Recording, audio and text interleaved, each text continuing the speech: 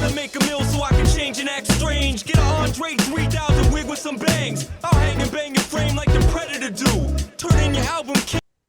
All right, so really excited today. Got Dr. Scott Stevenson with us of Fortitude Training. Some of you may have heard of it, some of you may not have. So real quick, right from the start, why don't we give Scott a minute to just jump into who is Scott and what is Fortitude Training?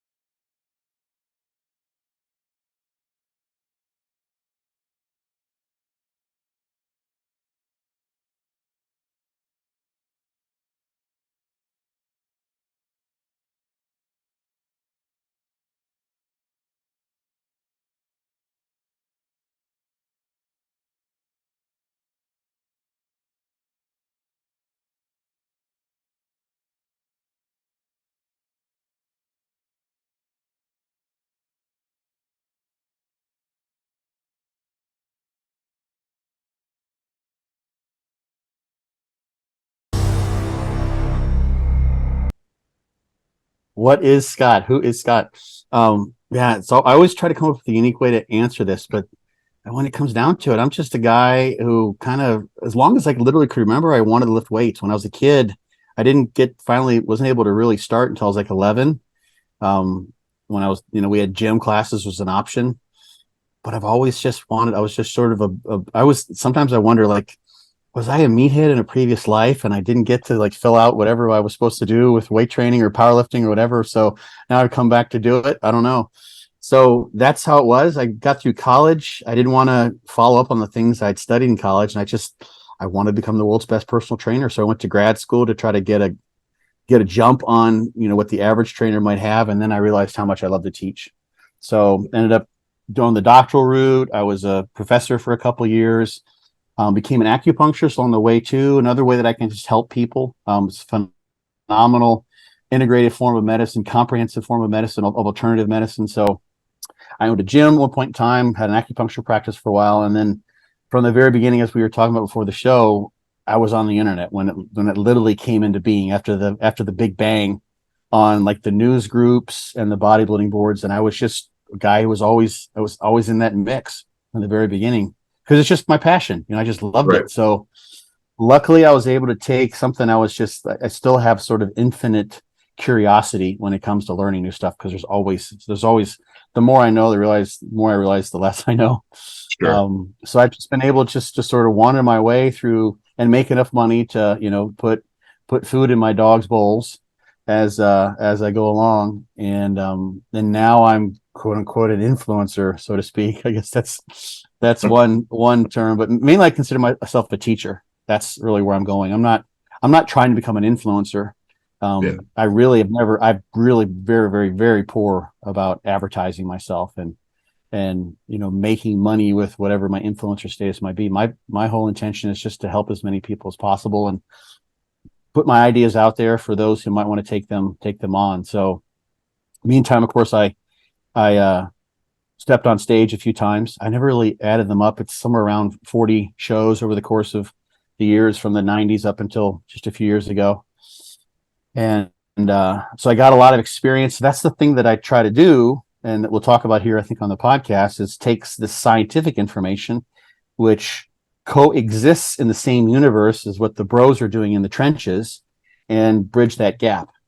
And the thing that I say that I think I probably couldn't point out too many times is that what happens in the gym, it's the same universe, the same rules at play. Those sorts of things are still happening in the research lab, but the questions are different.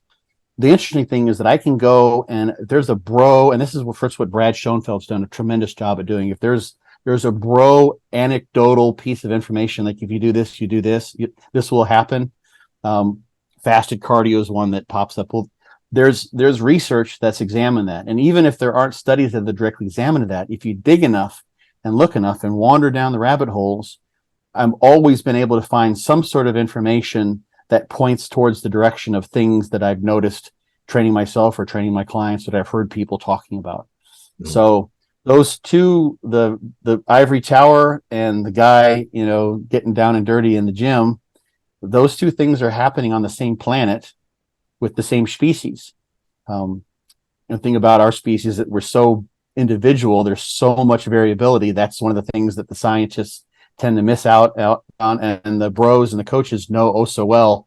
And that's maybe a topic we'll get into today. But so my sort of goal has been to try to bridge that gap, provide information so that science can be useful to the guys in the trenches, and then actually even to bring more information over from science that wasn't produced in particular to address specific questions, but still exists. It's still there to be found. So I'm kind of a translator, so to speak. I feel like a lot of times what you see is that it's like a chicken and egg scenario with the bros and science. It's like the bros kind of figure it out, and unfortunately there's a lot of collateral damage in the way of trying to figure out the answers to certain questions, and it's not the most efficient path. But a lot of times the bros will arrive at, oh, okay, this actually works, and it works really well, and then the science catches up later and it's like, yep, it does. It's always been that way. And the thing that gets missed too, and this is one of the things I really wanted to focus on, of like kind of one of the things I built into the Fortitude Training program, is that we have a different question being asked in most research studies than is the question that's being asked by most guys or coaches in the gym. The question you ask with your clients is, what works for this client? Or the question I ask for myself is, what works for me?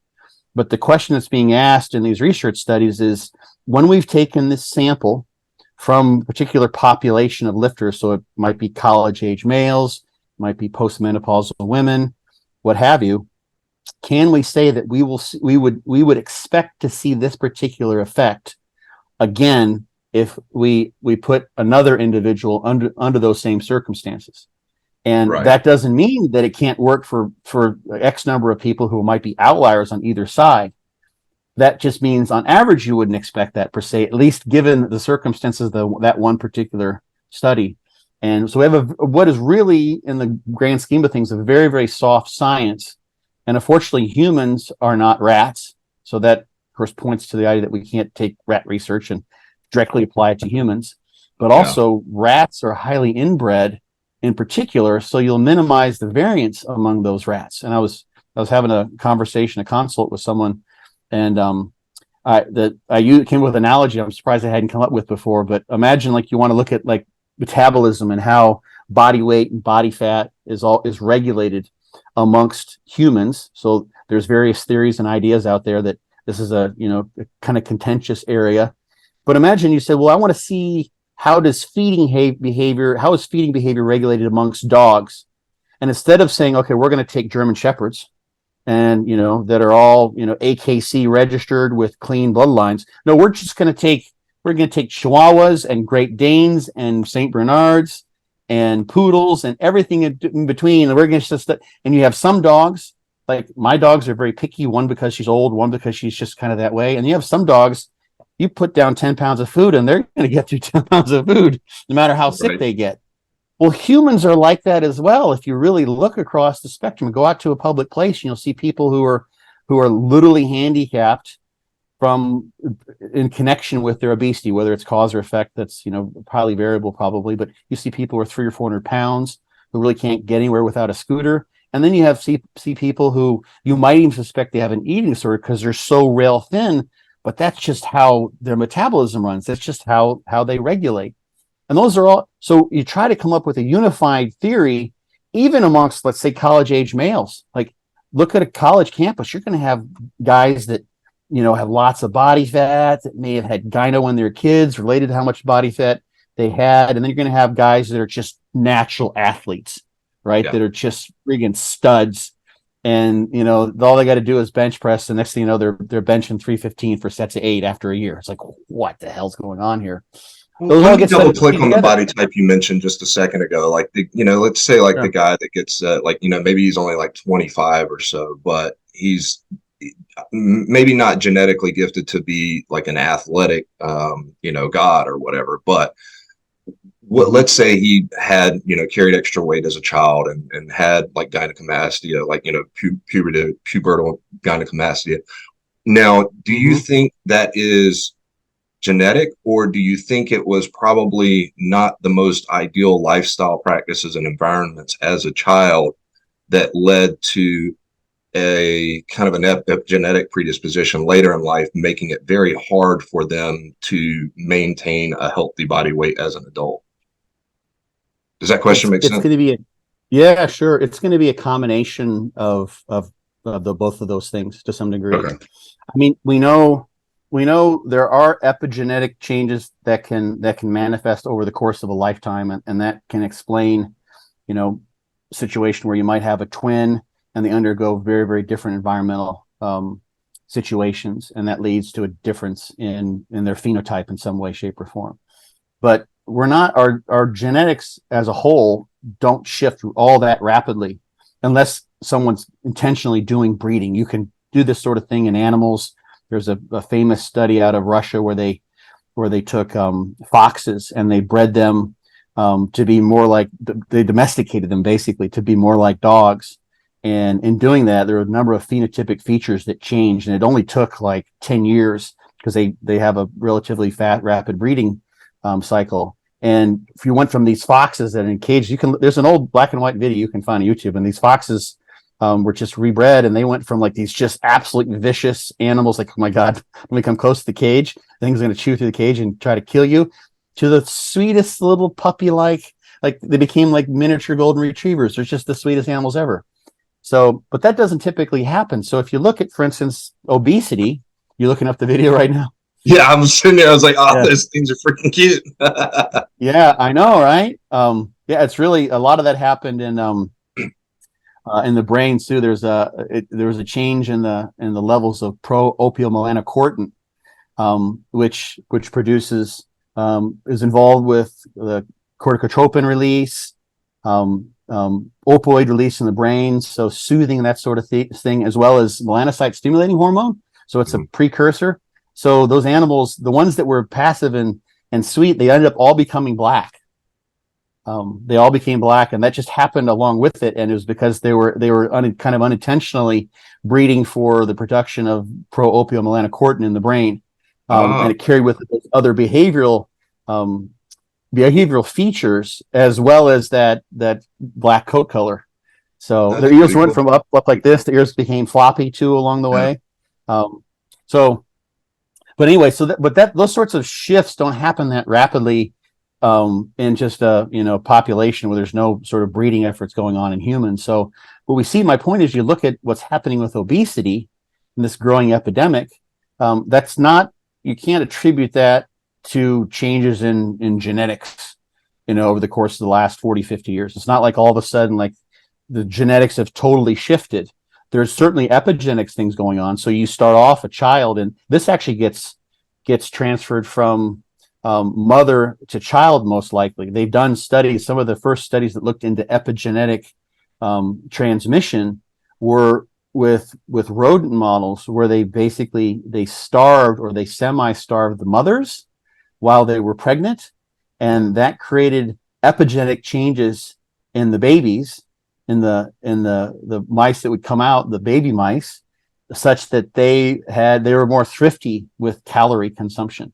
And that's a very, very cool way, in lieu of having a genetic change that happens because of the survival value of those genes, such that the ones who can't survive the lack of food, they just die off, and those that can do. This happens on a short-term basis, where you have epigenetic changes. So the way in which those genes that are involved with shifting metabolism can be turned on or off as needed to create a more thrifty, so to speak, I'm using sort of old terminology here, metabolism in the offspring. So they're ready for the fact that this environment is not replete with food that's available, because those moms were basically, they weren't starving. They were able to support their pregnancy, but there was not a lot of food around for them.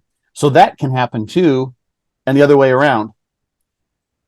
So real quick, does that mean then, like, so say that epigenetic change happens because of the mother's environmental influence, she then passes that on to the baby mice, do the mice at that point, the offspring, does that become that? But it's still an epigenetic expression, right? Because they could have environmental influences that could switch it back to whatever direction, regardless of what that genetic change is, right?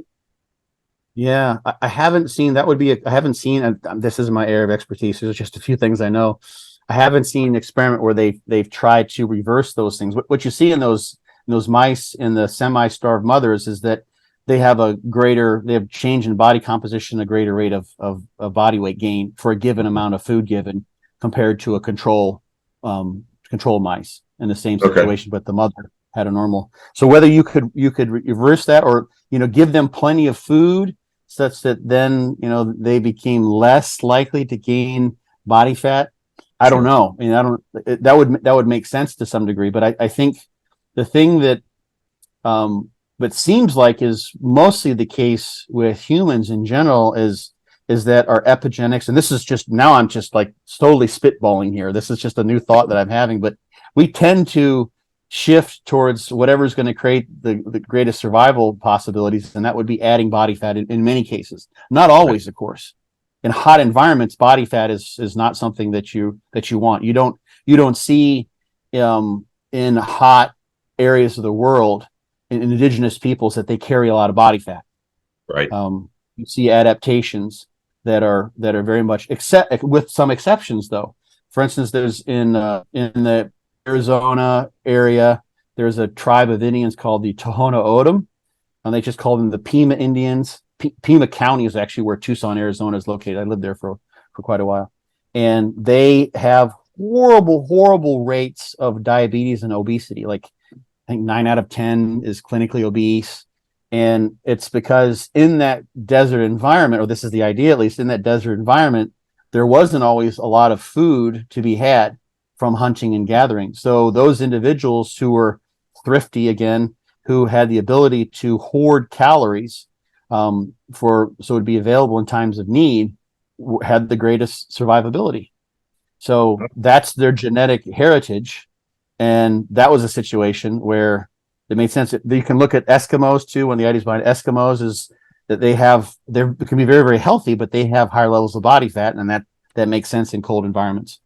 There's another one that seems like I've heard of too. I want to say you see it a lot in like hot populations from dry areas. And I want to say it's seen, at least in the United States, we see it a lot more in African-American populations where it's changes in mineral retention, like the genetic coding for mineral retention, which is oftentimes, which I've heard, I don't know the accuracy of it, but which is oftentimes why you see certain populations will have a bigger response to salt as opposed to other populations because they were genetically predisposed in their ancestral lineage to an environment where it was more favorable for their body to retain the minerals because of their needs for hydration. So if they now have an environment where you can shove as much as you want through some cheeseburgers and fries, then the body has caught up to that genetic change or that environmental change.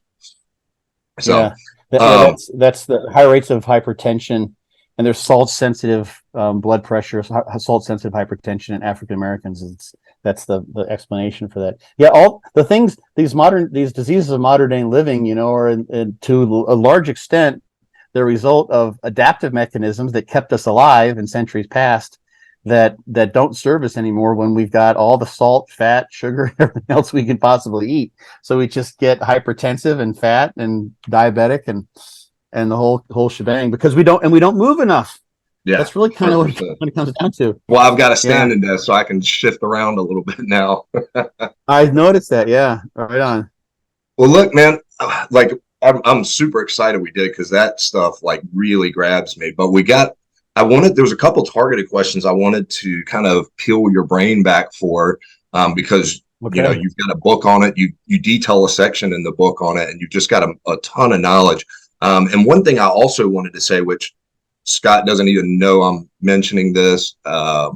So sorry in advance if it, makes you uncomfortable, but I thought it was super cool because I wanted to give Scott some money to let me interview him. And he was like, no. And I was like, look, I stand to gain more from this than you. You are already the SME.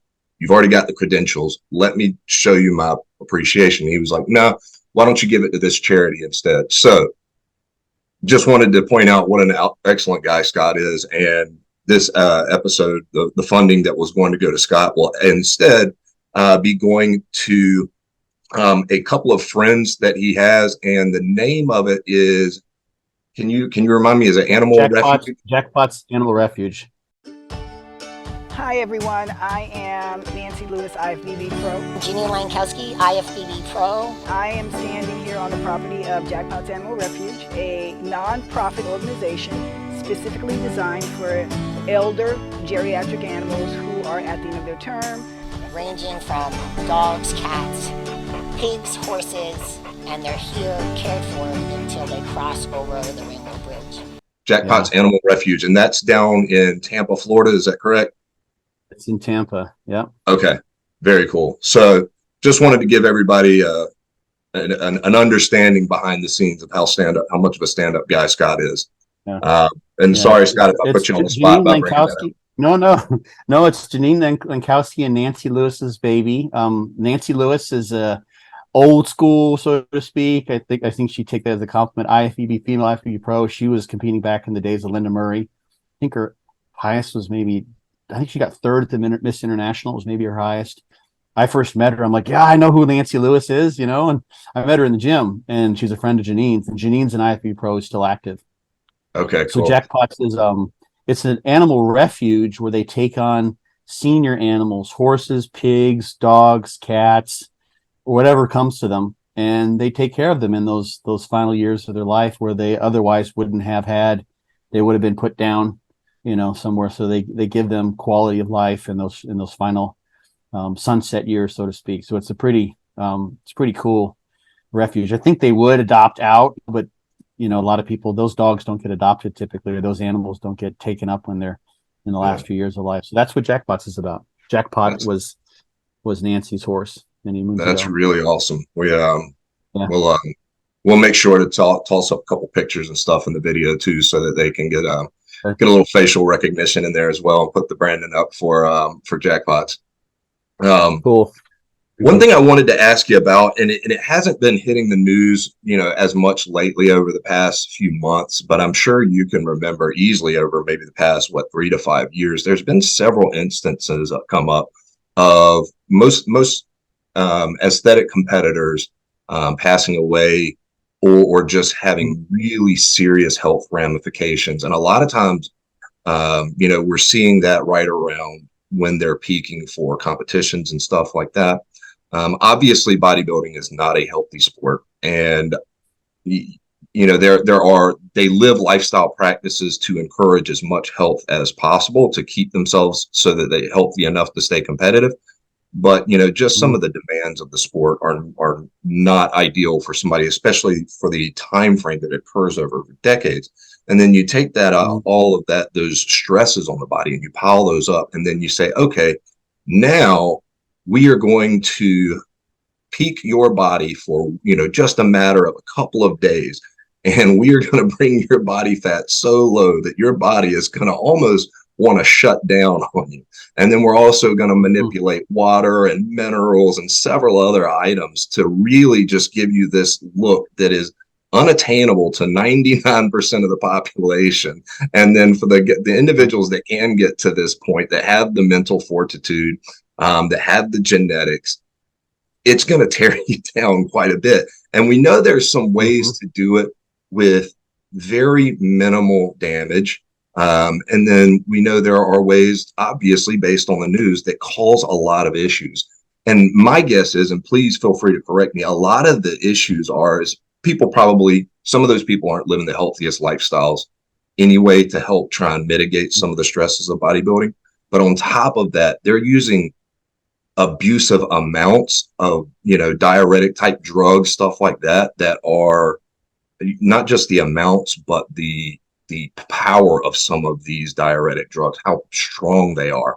Can you riff on that? Do you know if that's what's going on, and do you have better idea for guys to find a better path? I think you're referring specifically to some of the deaths and some of the people had to step off the stage or leave competition because of most likely because of diuretic use in particular during peak week. So yeah, back when I started competing, I was in grad school actually at the time, working on my PhD. So like I was so deep in trying to figure out how the body works in so many different ways. And I put together a way. There are ways, because we see this in the course of our day to day, and most people they'll have more water retention. You see this in particular when you're very, very lean at the end of the day versus the next morning. So there is some to and fro of water retention. You go to a Chinese buffet loaded with sodium, and even if you don't have sort of an allergic reaction to something there in the food per se, you can end up with some little bit of bordering on cankles if you really go for it. Happens to some people during Thanksgiving, for instance, which we just had. So I knew, just from human experience, that you can manipulate water retention to some degree. And back when I was back in the 90s, back the days of when Dan Duchesne's Body Opus book was out, I was playing around with ketogenic diets. Lyle McDonald was trying to do the same. He's really known for that. That was his first big book. And that was a system where you basically are eating a quote bodybuilder's ketogenic diet during the week, and then you have carb ups. And one of the things that people paid attention to then was how much water retention you have and how long it takes the water retention to come off. So I knew there were things that happened without any drug use involved to manipulate body water content. So basically, what I did, and I came up with this. I really kind of developed this. It's like kind of 20 years ago. Was just a simple way, and I read innumerable things, and like there were, with those weeks of doing cyclical ketogenic dieting, literally I was having kind of a peak week, so to speak, a carb up every week. So on top of doing that for years and doing maybe 40 shows where I would typically do practice weeks, and that's just myself, not to mention innumerable clients too. I came up with a very simple system of simply manipulating body water, and with the idea of trying to retain as much fluid in the skeletal muscle cells where you want it from, for the sake of muscle fullness on stage, and eliminating body water in general, which would cause a shift. You can't specifically say, poof, body water, go away from under the skin. But you can have some control over the relative intra and extracellular fluid retention, and muscle is going to constitute a good bit of the fat-free mass that you have, with the idea that you can increase glycogen, and glycogen carries some amount of water with it. That number can actually be highly variable. But if you basically sequence those things in a very sort of simple way, this was in my Be Your Own Bodybuilding Coach book, and I posted about this, like, I don't know, 2005 or something like that, on a couple different bodybuilding boards. And really the program stays in place, is that you can basically do a carbohydrate load, manipulate just through eliminating extraneous extra sources of sodium. You don't have to you're not going to eliminate all the sodium from your diet, and managing your water intake the day before you'd step on stage. And that could be as simple as you just don't drink any water after 6 p.m. that night. Depends on the person. And a couple other tricks of the trade, so to speak, using like B vitamins, which are osmolytes, vitamin C, which is an osmolite. So those will carry water with them. Those are pretty much harmless in terms of taking larger amount of those for short periods of time.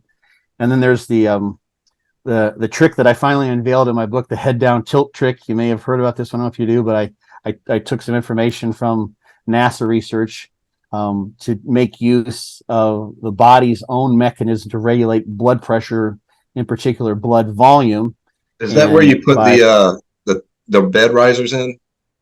Yeah, you put the bed risers in it, and the research uses a 6-degree head down to simulate the plasma volume loss during space flight, because you don't have gravity pulling your blood volume down, so it would float back up to your heart, stretches the right atrium. Atrial natriuretic peptides, the hormone released from the right atrium. Your heart is actually an endocrine gland in this case. It causes sodium loss, natriuresis, which then causes diuresis, because water follows salt, quote unquote. And you can induce about a pound or two, depending on the size of the person, sometimes even more, water loss just that way. So I kind of combine all these various things. Use of caffeine too, so that's the strongest pharmacological agent, which most people are using anyway. It's the most ubiquitously used drug in the world in the form of caffeine or coffee. So you combine manipulating sodium intake, water intake, add some natural diuretics, so to speak, employ this head down tilt at night, and you can make a dramatic difference in the amount of water, body water that you have. And presuming, of course, that you've done an adequate carbohydrate load, so you have at least the best chances of retaining water in the skeletal muscle. So because the water will follow both, not just the sodium, but the carbohydrates as well, right? Yeah, you need a few things in place. Actually, you need adequate potassium to store glycogen. You need adequate sodium while you're carbohydrate loading, because the glucose is taken up both at the gut and in the muscle cells through a glucose transporter that co-transports sodium. And you need potassium because potassium is your major intracellular positively charged cation, so positively charged electrolyte. And so your cells want to keep the balance of potassium, chloride, sodium, etc., as it should be, in particular in skeletal muscle cells, because they depolarize when they contract. So you have to keep those things in the right balance. Otherwise, you have spasms, or you can't adequately control contraction. But you have to have plenty of sodium. Actually, if you have a potassium devoid diet, you won't store glycogen. It doesn't come in, and some of that is probably related to the fact that the glycogen came in and it pulls water because it has an osmolyte function. Then you would deplete the intracellular potassium, or relatively dilute it, and that's not something the skeletal muscle cell is even going to allow. It's that important. So you just got to make sure you got plenty of potassium. You don't need to load with potassium per se, although some people do have having adequate potassium in place, not excess, because you can cause heart problems, is something that's helpful. So it just took all these bits and pieces and created a little recipe that works, tremendously well. I've seen, and I went beyond. One other thing I didn't mention is the day before the show, if you eat a lot of your calories from protein, you'll produce a lot of urea when the protein, the amino acids are oxidized, and urea itself is also a natural diuretic, and helps you dry out from the lack of the insulin will be less than if you're eating carbohydrates too. So you combine all these things and systematize them and plan it out temporally in terms of when the sodium is reduced, when the water is reduced, etc. And just making use of some not making up, but making up the right recipe for you, making use of these homeostatic principles in the body, and you can create a massive, really, really impressive diuretic effect that can be very, very helpful for most individuals. If you're just in crazy shape, it may be that it doesn't even help. It may be that doesn't make a damn bit of difference. Depends on also, especially for women don't want to be too hard in some of the categories. If they come in just absolutely shredded, that can work against them. For instance, if they're in figure or bikini, in particular. But anyway, I was just going to say, I was listening to a coach I was commenting on before. If somebody is just amazing shape, if they come in just is shaped that amazing, I was listening to another coach talking about it, and he was talking about guys who talk about they completely missed their peak, and he was like, well, you probably didn't come in good enough shape in the first place, because if you stepped on stage and didn't look that great, then it wasn't because of just a little bit of extra water retention. You might not have looked your full potential, but had you been completely diced before you got there, we wouldn't be having that conversation. Yeah. And a lot of times the diuretics, I find too, make the guys have that stringy look to them. Like it's just, and part of that's probably, maybe T3 abuse too. But it's, they don't have the fullness look to them. And I guess it's because it's depleting both the subcutaneous and the intracellular water. Yeah, you lose too much water. The way I do things is that I stole this term from my buddy Ken Hill. He goes by Skip, teamskip.com, teamskip.net. And he calls it fill and spill. So when you do your carb up, and those carbs will be retained in the skeletal muscle cells, as long as you don't use them up by lifting or doing just a massive amount of posing, they'll be retained for 3, 4, 5 days. But you do a midweek carb up with plenty of water, plenty of sodium, and you intentionally spill over, right? And that gives you some idea, as long as you've got adequate carbohydrate in place, that that because glucose is also osmolytic, will pull water with. This is my thought. Says no one's gonna probably test this. It'd be a difficult thing to test. It could be tested. But my idea is that once you basically fill up those glycogen stores and you're taking in plenty of carbohydrate, that eventually that glucose may be making its way out of the vascular system. Insulin will help with that, but it gets backlogged. But it doesn't go in the skeletal muscle because it's already full. Glycogen levels are already maxed out. So you pull some water into that extracellular, extravascular space, a lot of which is going to be under your skin. So Gotcha. you smooth it out. And if you've done that, if that happens after 400 calories, and you have reason to believe that you could store a lot more glycogen than that because you've been on a low carb diet, you're pretty depleted nutritionally, you've been dieting down, then maybe your sodium was just crazy high, or you had a stress response or something like that.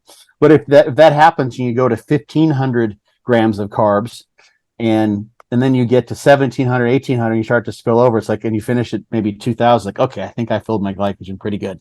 I think I'm good to go here. And then you clean that up the next day, and you don't have to worry about the water. But you're sure you've got as much glycogen there as you possibly could have. Okay. And I know you said, like, let's say like the day before you're going to step on stage, you're limiting water and you're doing some refeed. You said there not might be refeed, or excuse me, on that day. So let's say that on the day before you're limiting, or excuse me, on the day that you're actually doing your big refeed, or is there any limitations on water on that day? Here, I'll give you I didn't give you the whole sequence. So basically, this is the way, and this can vary in terms of how it's set up temporally, but you spend the first part of the week basically doing your normal training. If you're totally depleted, you may not have to shift your diet at all, but you might reduce your carbohydrate to just ensure that you've got you've increased your glycogen sensitivity. Some people won't even make a difference, right? And it's probably, you definitely don't want to train yourself into the hole during that week before the show. Right. So that might be training legs on Sunday, and then Tuesday and Wednesday you might train back, and then chest and deltoids, do a pull and then push, and then Wednesday and Thursday you would load, and that might be like 10 grams per kilogram each day. Okay. That could be 2,000 grams of carbohydrate. That will fill you up. And some people, I've had clients that it took 4 or 5 days to fill them up, and I'm like, really? Takes it? I'm like, yeah, it did. There's some metabolic adjustments that can happen. Like here, something it's interesting in that point. Let's say that you have enough room, you're really, really depleted, and you have enough room to store 1,000 grams of glycogen in skeletal muscle. And these dynamics aren't totally investigated, but you take in a bunch of carbohydrate that you hadn't been eating in your diet over those 2 days, or let's say over that day. And so let's say you take in 1,000 grams of carbohydrate, and 800 of it gets into, and you take in just protein and carbs. Your fat's very low. So 800 it gets in your skeletal muscle, and you probably replete maybe 100 in your liver if it was also empty. So you got in that day then 100 grams of carbs, plus you don't need much protein at this point. You're not trying to, just adequate is plenty. The protein can help with insulin release, but let's say you've got 100, let's say you got 200 grams of protein there. Keep it simple. So now your equivalent caloric intake for that day was the 100 grams of carbs that didn't get stored, and the 200 grams of protein, some of which might have got oxidized as well. So that's 300 grams protein and carbs. That's 1,200 calories. You're still in a deficit for that day. Yeah. And well, you're still burning fat technically, at least for that day. And you're not going to have de novo lipogenesis from carbohydrate for several days. So you take someone in that position, and it may not be that you get 800 grams of those carbs, but the next day they might have to be, especially if they're like a heavy competitor, they might have to put in 400 or 500 grams of carbs that next day just to get. Plus, they're also in that caloric deficit, so they need that food just to fuel their caloric needs for that day. You're not trying to make a fat loss day out of this, right? So if you really depleted down, you can really carb up, and a lot of guys wouldn't do that. It's a complete, especially if you haven't practiced it, which is one of the main principles. It could be a complete mind F for many people, because they're like, I've dieted so hard I've been just starving. I haven't had a single cheat meal. I've been dead on, and now you want me to I'm going to eat like as many carbs as I possibly can for a day and a half or 2 days straight. They're like, I'm not doing it. So I always have people do a practice run. So 3 weeks out, if they're in good shape, they do a practice run. Just trust me, done this hundreds and hundreds and hundreds of times with people. And I've seen this with highly experienced competitors too. And when they really carb up and they fill and spill, so to speak, which is something that happens a lot of times the day after a show, where people just go to town. They're like, it doesn't matter, I look like now. And they wake up on, Sunday after a Saturday show, sometimes after just a giant splurge, or even Monday, depending on what they've eaten, and like, whoa, I'm 8 pounds heavier and I don't look like I lost any conditioning. They might have, actually. It's hard to say, but people realize during that practice run, hey, I really do need this many grams of carbs to fill up. If you got a lot of muscle and you're a big person, you do need that. And then you clean up the water later. The water is an easy thing to clean up, as long as you got a day or so to do so. Yeah. Okay. So that's the sequence. You basically carb up midweek. That might start on Wednesday, end on Thursday. If someone has water retention issues, generally you might cut that off earlier. You might even shift it back to Tuesday to Thursday morning. And then you keep your sodium high during that entire period. You keep your water high you don't want to limit the glycogen storage in any way, shape, or form. You're not worried about that. You want to actually spill over. You don't want to. Your goal is not to spill, but the spilling is an indicator, perhaps, that the glycogen levels are full. Yeah. Right. And then you would spend sort of typically Friday and switch. You could eat your normal diet, whatever you've been on for the weeks before that, as you're dieting to the show. And then what I would have people do is switch to a high protein, as enough fat as they need to get the food down. Some people can just eat chicken breasts and they're fine. And then a couple hours, and you have to practice this because everyone's different. Depends on how much water they tend to hold, and just in general, how lean they are, especially. You would just eliminate the salting that you've done to your food at, let's say, 3 o'clock, if you're someone that would stop their water intake at 6 o'clock. And that water intake is going to be pretty high. It doesn't need to be like super duper high. Depends on the person. And those are things that, you can figure out. And I actually do specific peak week consults with people if they want to figure that out. And basically they pay once, and whenever they want a primer, they can come back 5 years later and say, hey, I'm doing the thing that we went through 5 years ago, but it's not quite working the same. Or how do we adjust this for a 2-day show or whatever? And we can rework it. But basically what happens here, this is the cool part. This is really what's cool is, so you've got your kidneys are basically maintaining sodium is the main thing around which your water retention is regulated, right? Waterfall salt, so to speak. And you've got your sodium and your water here, and this is so you have your body water is where it's at, and you want to reduce your overall body water. So when you drop the sodium levels down and you keep the water intake high, that dilutes the sodium, right? And your system, through the hormones of water homeostasis, wants to bring that sodium concentration back up, right? But the sodium intake isn't high. So what it does to get sodium concentration where it needs to be is it loses water. We create a diuretic effect. And now we're balanced at the right sodium concentrations. And we've done that by reducing sodium intake, keeping water intake high. And then now we've diluted the body's sodium content. And the hormones of water homeostasis say, okay, we'll just get rid of some body water.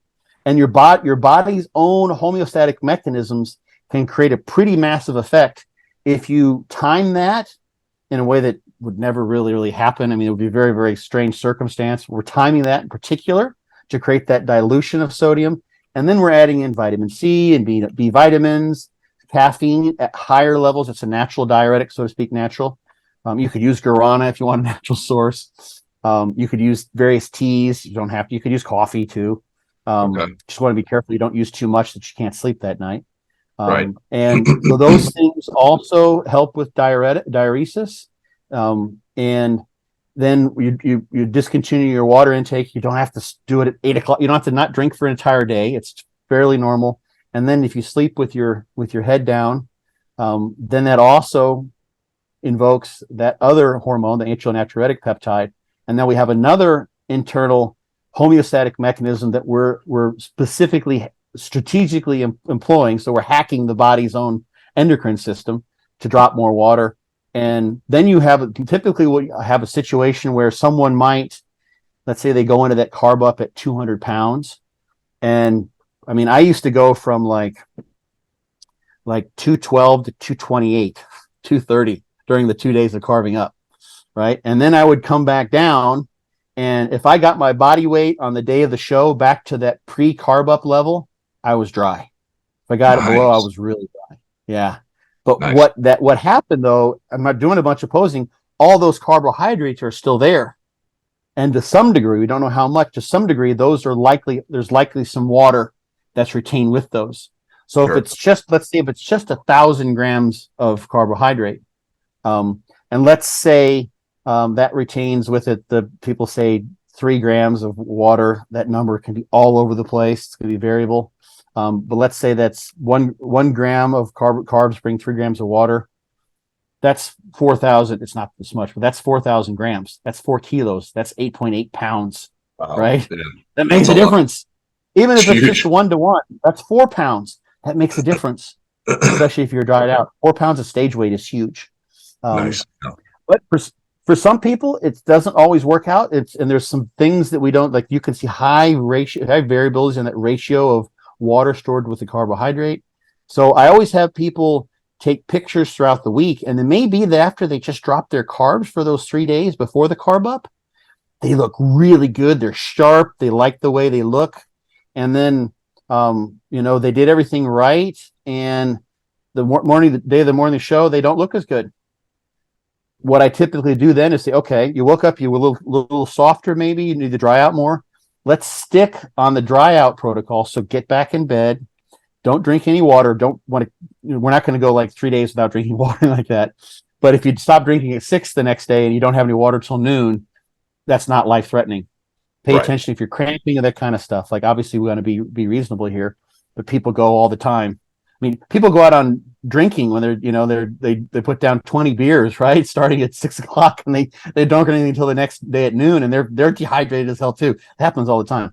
So you make up that next day and say, okay, how did I look at 8? Not how I wanted to, but what if I kept took some more caffeine, a couple cups of coffee, took some more of those non-stimulant diuretics, the B vitamins and the C.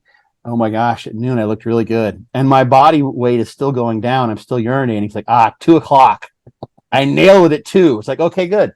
So you need to be on stage at 10, but you nailed it at 2. That's 4 hours. So all we got to do is scale back. Just shift the whole time schedule back 4 hours roughly. Nice. And that's what a practice run does. You practice it, you see what it works like. Okay. So then people know like, oh my God, I look so good at 2 o'clock. This is awesome. That's the practice run. When it's the time for the week of the show, it's like, I'm going to eat all those carbs and I'm going to spill over and I'm going to look like shit, but I'm going to look great the day of the show because I know what we're doing. I know exactly how this happens. So they relax, that stressing out that a lot of times happens during the real show. It's like, all I got to do is follow the steps. I just, from A to B to C to D, etc. Do what I did before. And hopefully that practice one was as realistic as possible. That's the important part. And for all the guys watching, you can do 2 things. You can either, if you're rubbing pennies together, you can go buy the book because I flipped through this section and it actually lays it out really well. Exactly. Like almost like a For Dummies guide. Do this, do this, do this, do this, and you'll execute on it. Or if for whatever reason you're a special snowflake and things just don't work out quite as methodically for you, or if financially you're in a position to where you have a little bit of extra leeway, then go to Fortitude Training, right? And then they can actually apply there to get, one-on-one coaching with that peak week. Yeah, I mean, it's cheaper to buy the book. I mean, agreed. Yeah, but some people like to pay for convenience.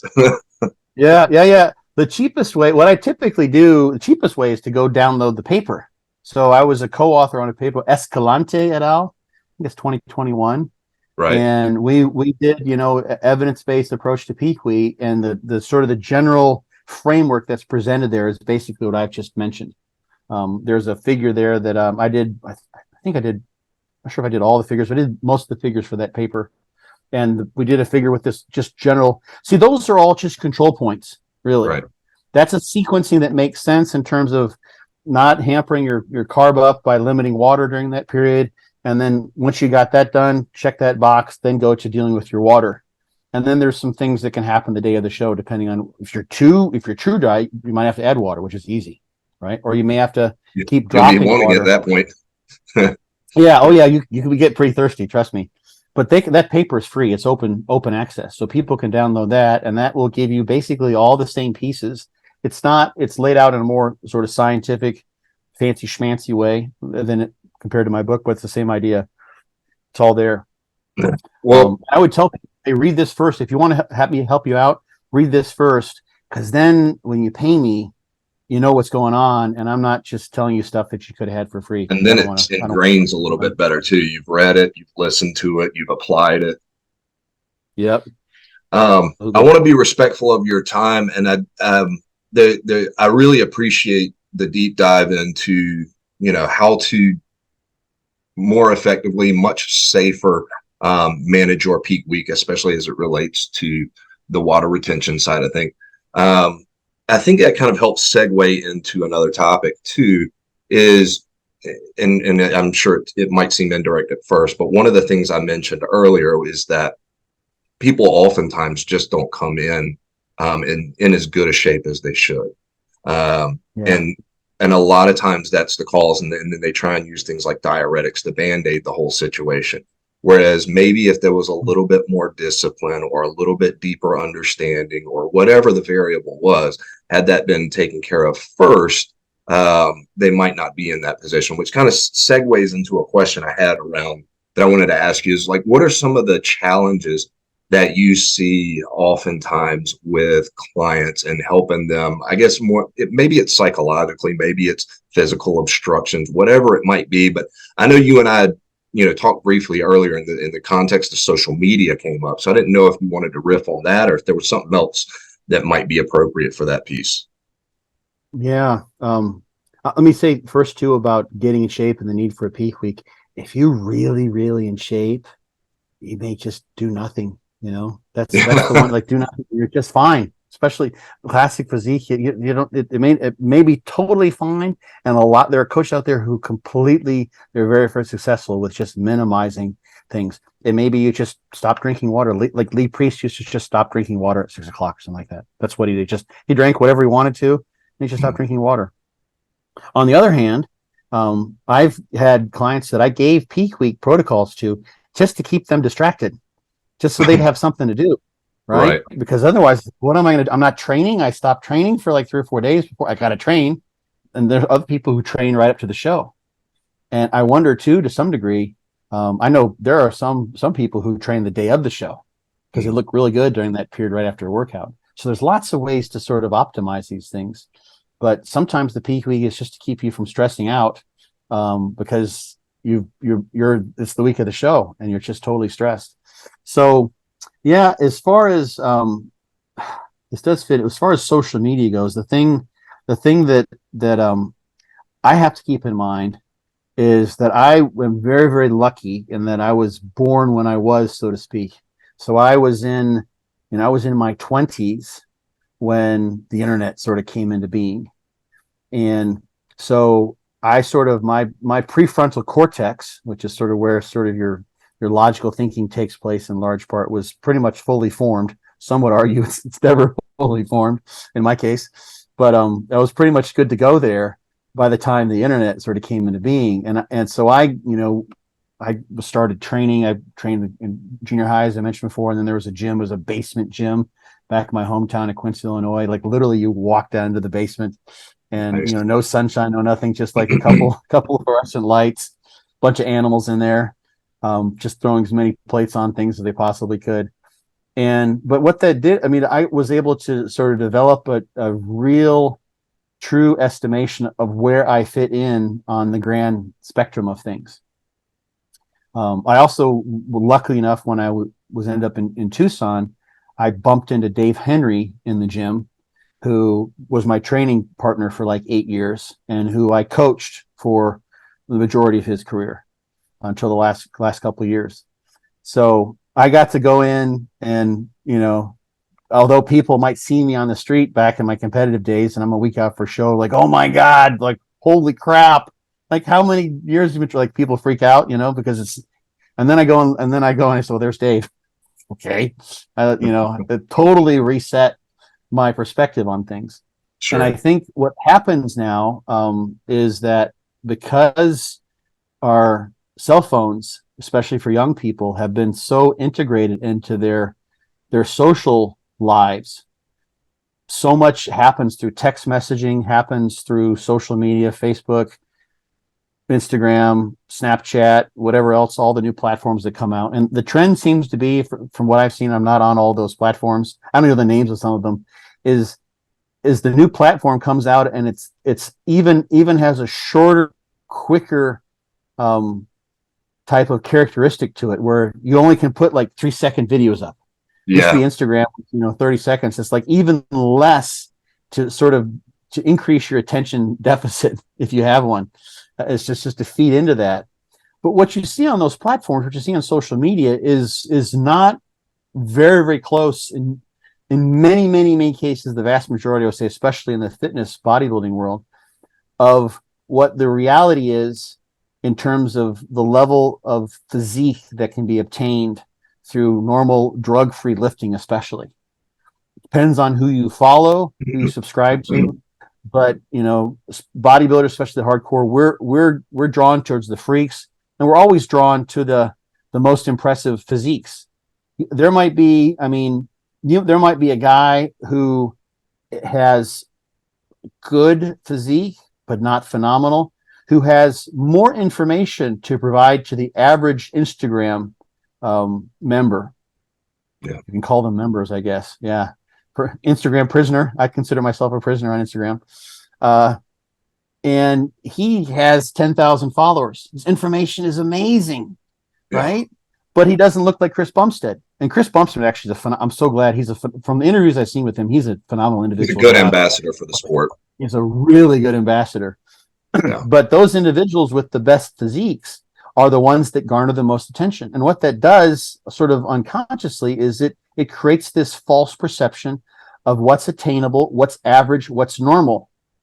And I think that what that does too, in terms of, and we're seeing this now more than ever, and I'm seeing this in terms of the questions that I'm asked. I do a Q&A for Mountain Dog Diet, John Meadows' site, rest in peace, Johnny.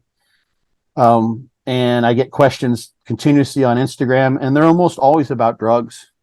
They're about, how do I employ this, that, and other drug, which fits in with this idea is that I want to become that my average is way above where I currently am. And I need to go that direction in order to get there.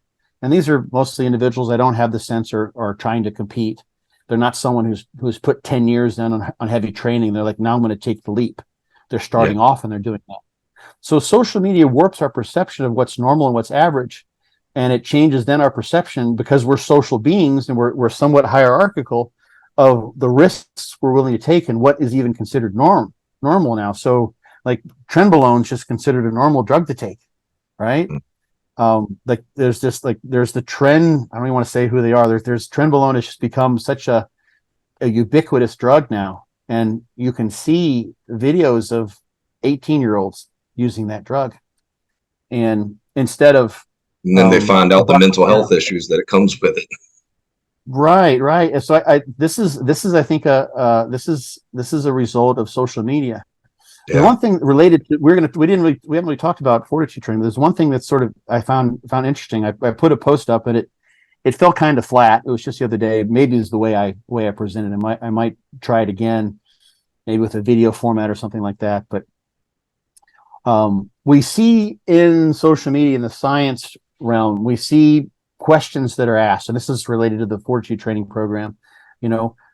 Volume is the driver of hypertrophy, for instance, or we see like, what's the best training frequency? We can talk about those studies. Should you train with heavy loads or light loads, or should we employ stretch mediated hypertrophy? And some people are doing all their training now in the lengthened position, that sort of thing. And the thing that I can't remember, I don't know if I've ever seen this on Instagram, but the thing that back in the day I used to see, at least on Intense Muscle a good bit, where I was a moderator for many years, that's where dog crap training sort of had its home for many, many years. Dante Trudell and Ken Hill still keeps the board. He does his client work there. But what I don't see, and what is as scientific as any of those things, you look in, and it's probably something that they accidentally left out that the editors didn't catch, is that in each and every one of these programs, whatever it might be, if they're looking at different training frequencies, different training volumes, different cluster sets, stretch, medium, hypertrophy, whatever it is, built into that program, typically two things. A lot of times they'll give them a protein supplement around training. Even though, just in case, right? We don't know that protein window necessarily exists. Some people could argue against it, and that's another topic. But they employ some form of progressive overload.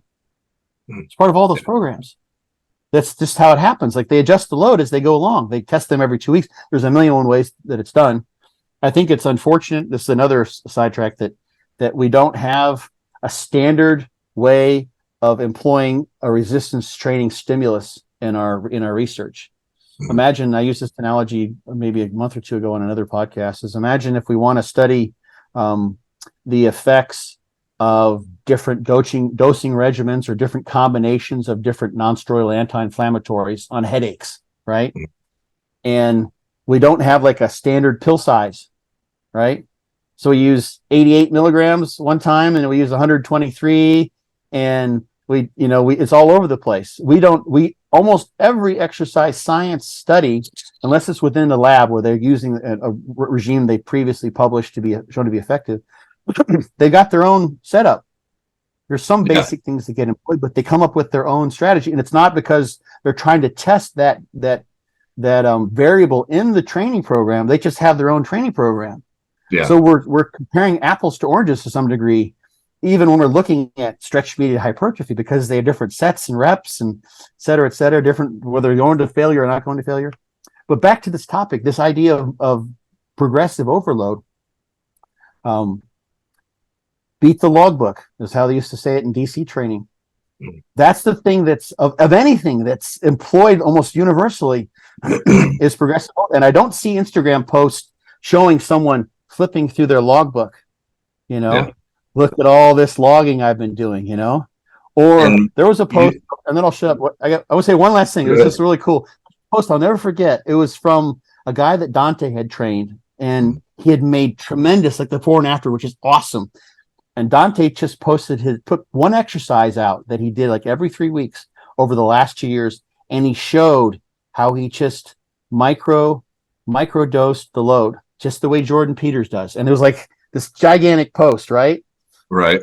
All just showing how he just crept forward, and you don't see that anymore. So sorry, you were going to say something. No. I was literally just going to kind of, let's see.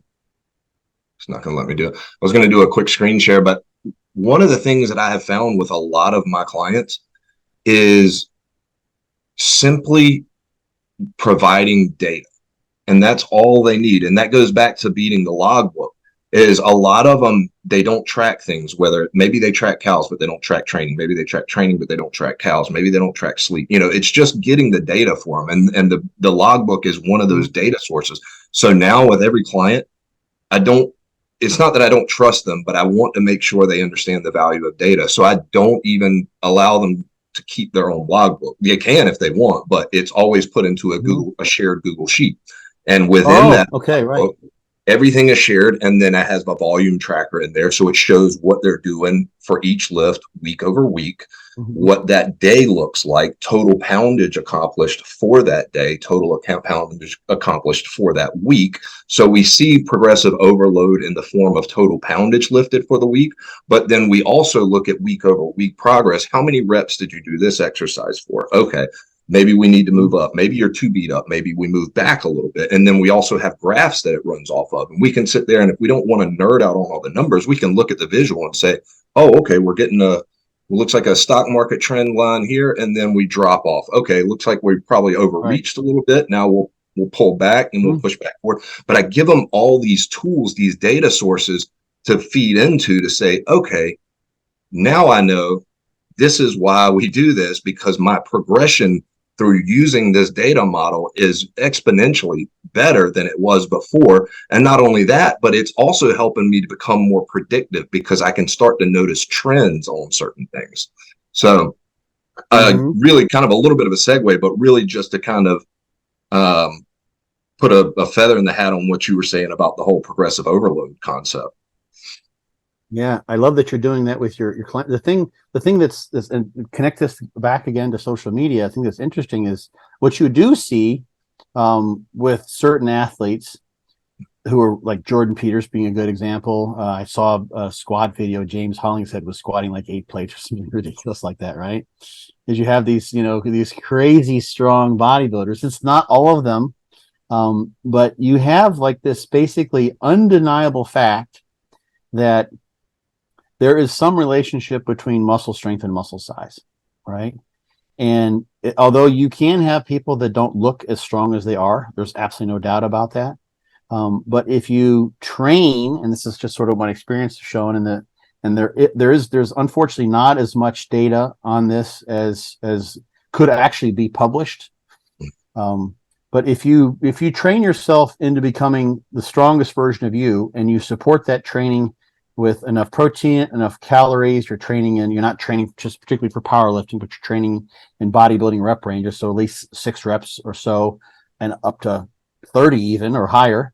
And you become just this absolute monster in the gym, and you pushed your body weight up alongside that, you're going to look like you're pretty fucking strong, and you're going to look really, really good. It's going to happen. It really kind of comes down to that.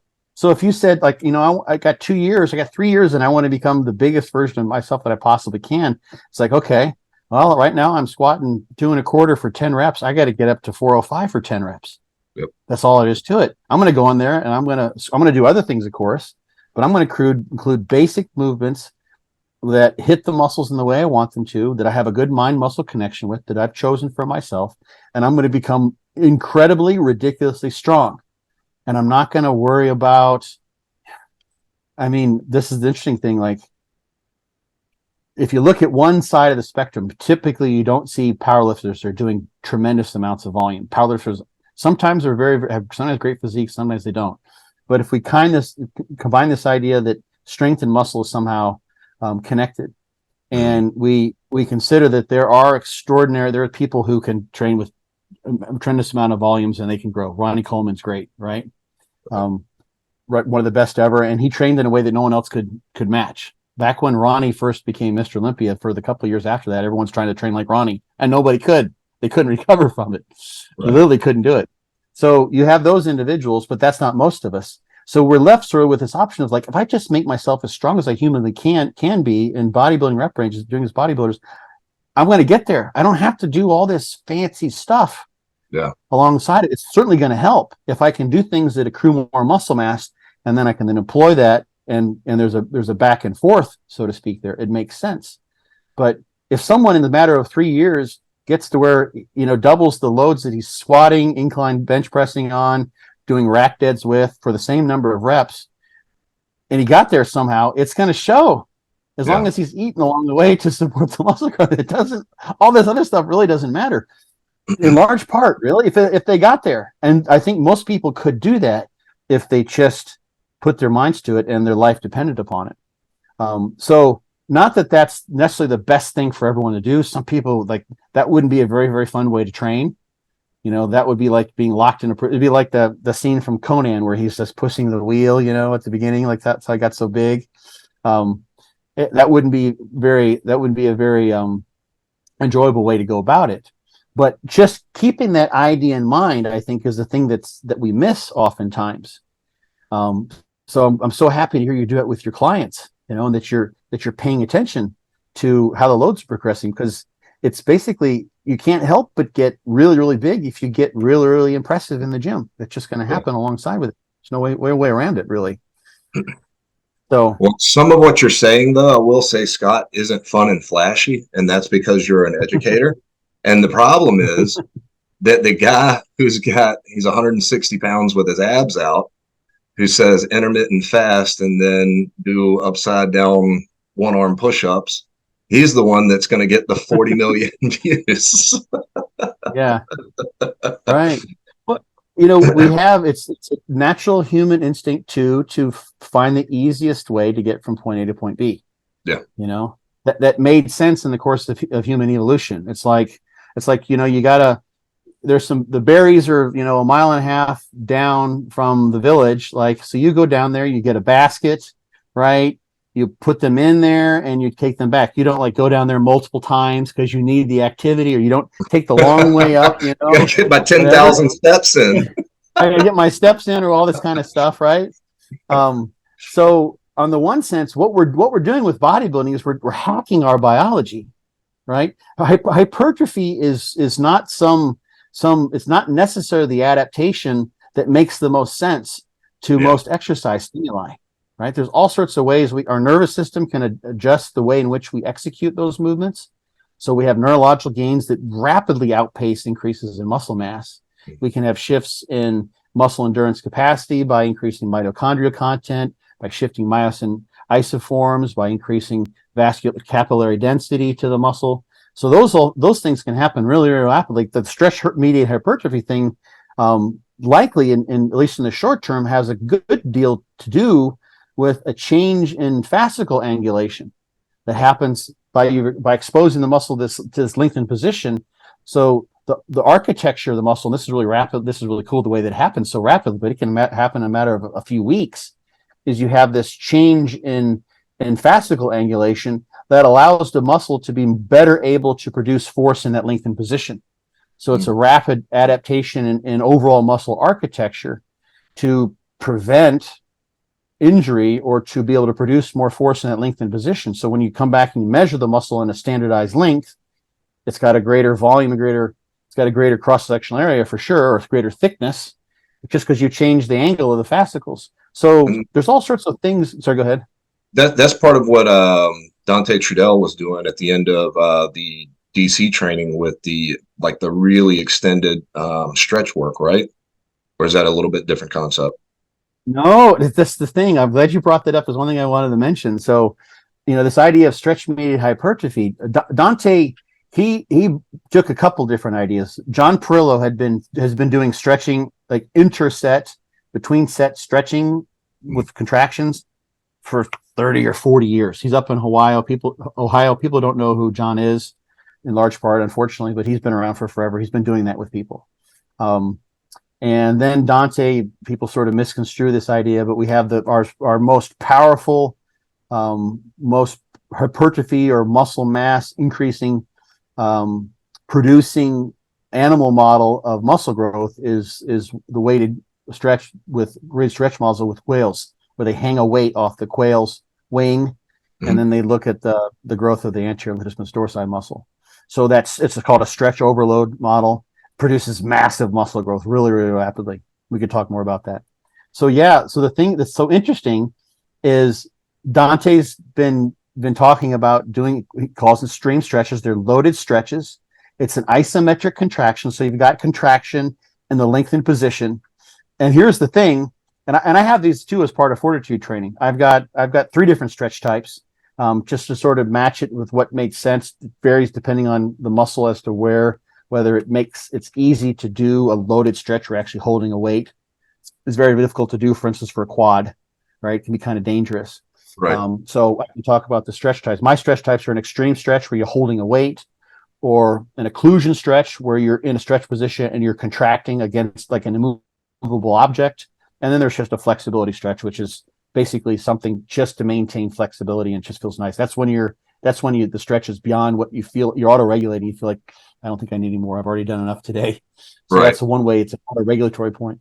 But the thing is those stretches in DC training were 90 seconds. I use 60, 90 seconds in my training. Dante even does some to 2 minutes. I saw him post. He does some for 2 minutes. But those are loaded stretches. So stretches, isometric contractions, but strong contractions. Those are really, really hard and painful contractions in a lengthened position. And all that contraction time is spent in the lengthened position, right? So some people are doing now like all their training in just in the lengthened position, right? But let's say you're trying to do full range of motion training, and so you make sure that all your exercises are done that way. So you might spend 1/3, depends on what you consider the lengthened position, 1/3 of each repetition during a 1 minute set, right? So you spend 20 seconds in that 1 minute set training in that lengthened position, right? So Dante's putting 90 seconds all in the extremely lengthened position. I would love to see a study, because we have some studies now, including lengthened loaded stretches training, for instance, for the calves. But I'd love to see a study comparing what happens when you match, like, let's say you have 3 exercises and one of them is just half reps in the lengthened position. And then you match that time under tension with either an occlusion stretch, so a maximal isometric contraction in the lengthened position against an immovable object, or a loaded stretch. It's not maximal initially, but if you chose the weight the right way, extreme stretch, then that would be, it's maximal at the end. But let's say you want to train chest, so you do an incline press, you do a converging press, and then you do flies just in the lengthened position, right? Half reps.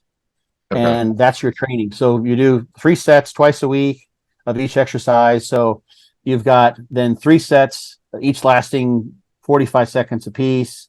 So that's like 2 minutes, 2.5 minutes, roughly. No, I do the math right. Yeah, 45 seconds. Yes, you got, that's going to be like, let's say it's a total of 2 minutes in that lengthened position.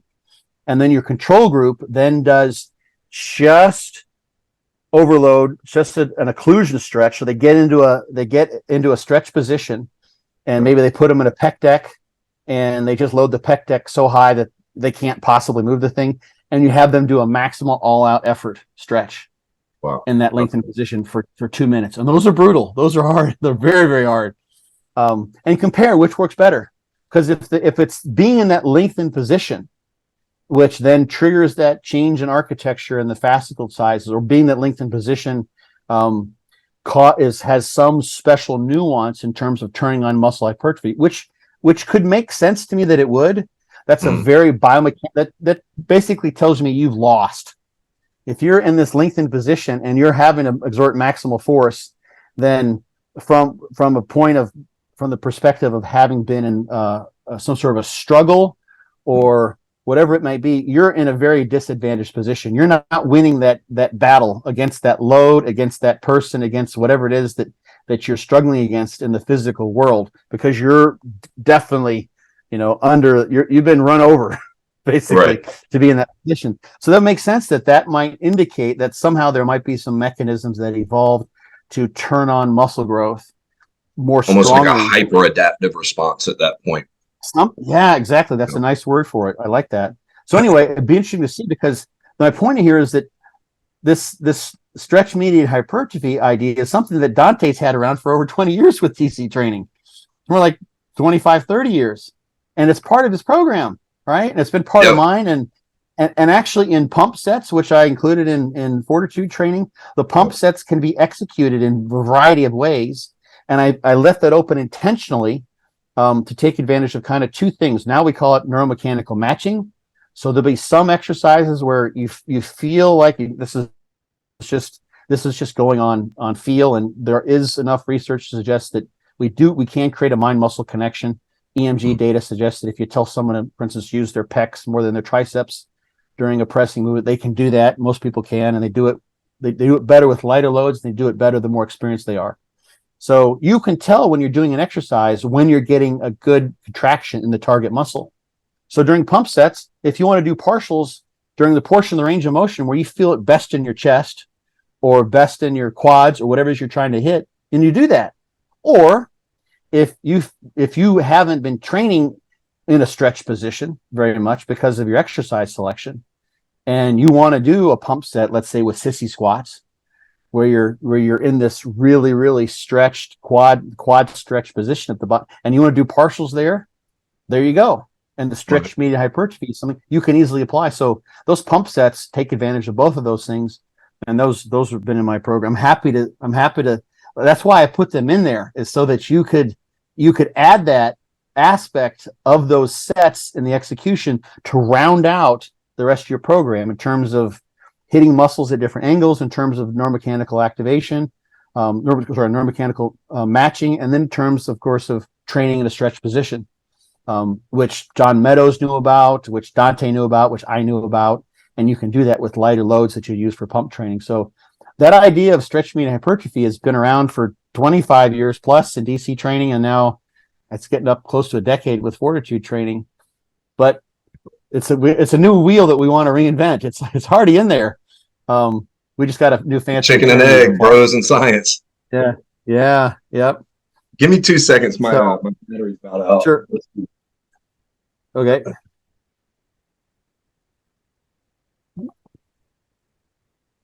All right, back in business. No, I wanted to kind of, and I meant to do this at the beginning, so apologies for not doing so, but I wanted to wrap things up, but take a moment to close things out with talking more in depth just about, what is Fortitude Training? What is Become Your Own Bodybuilding Coach, the book? What do these resources offer to the audience out there?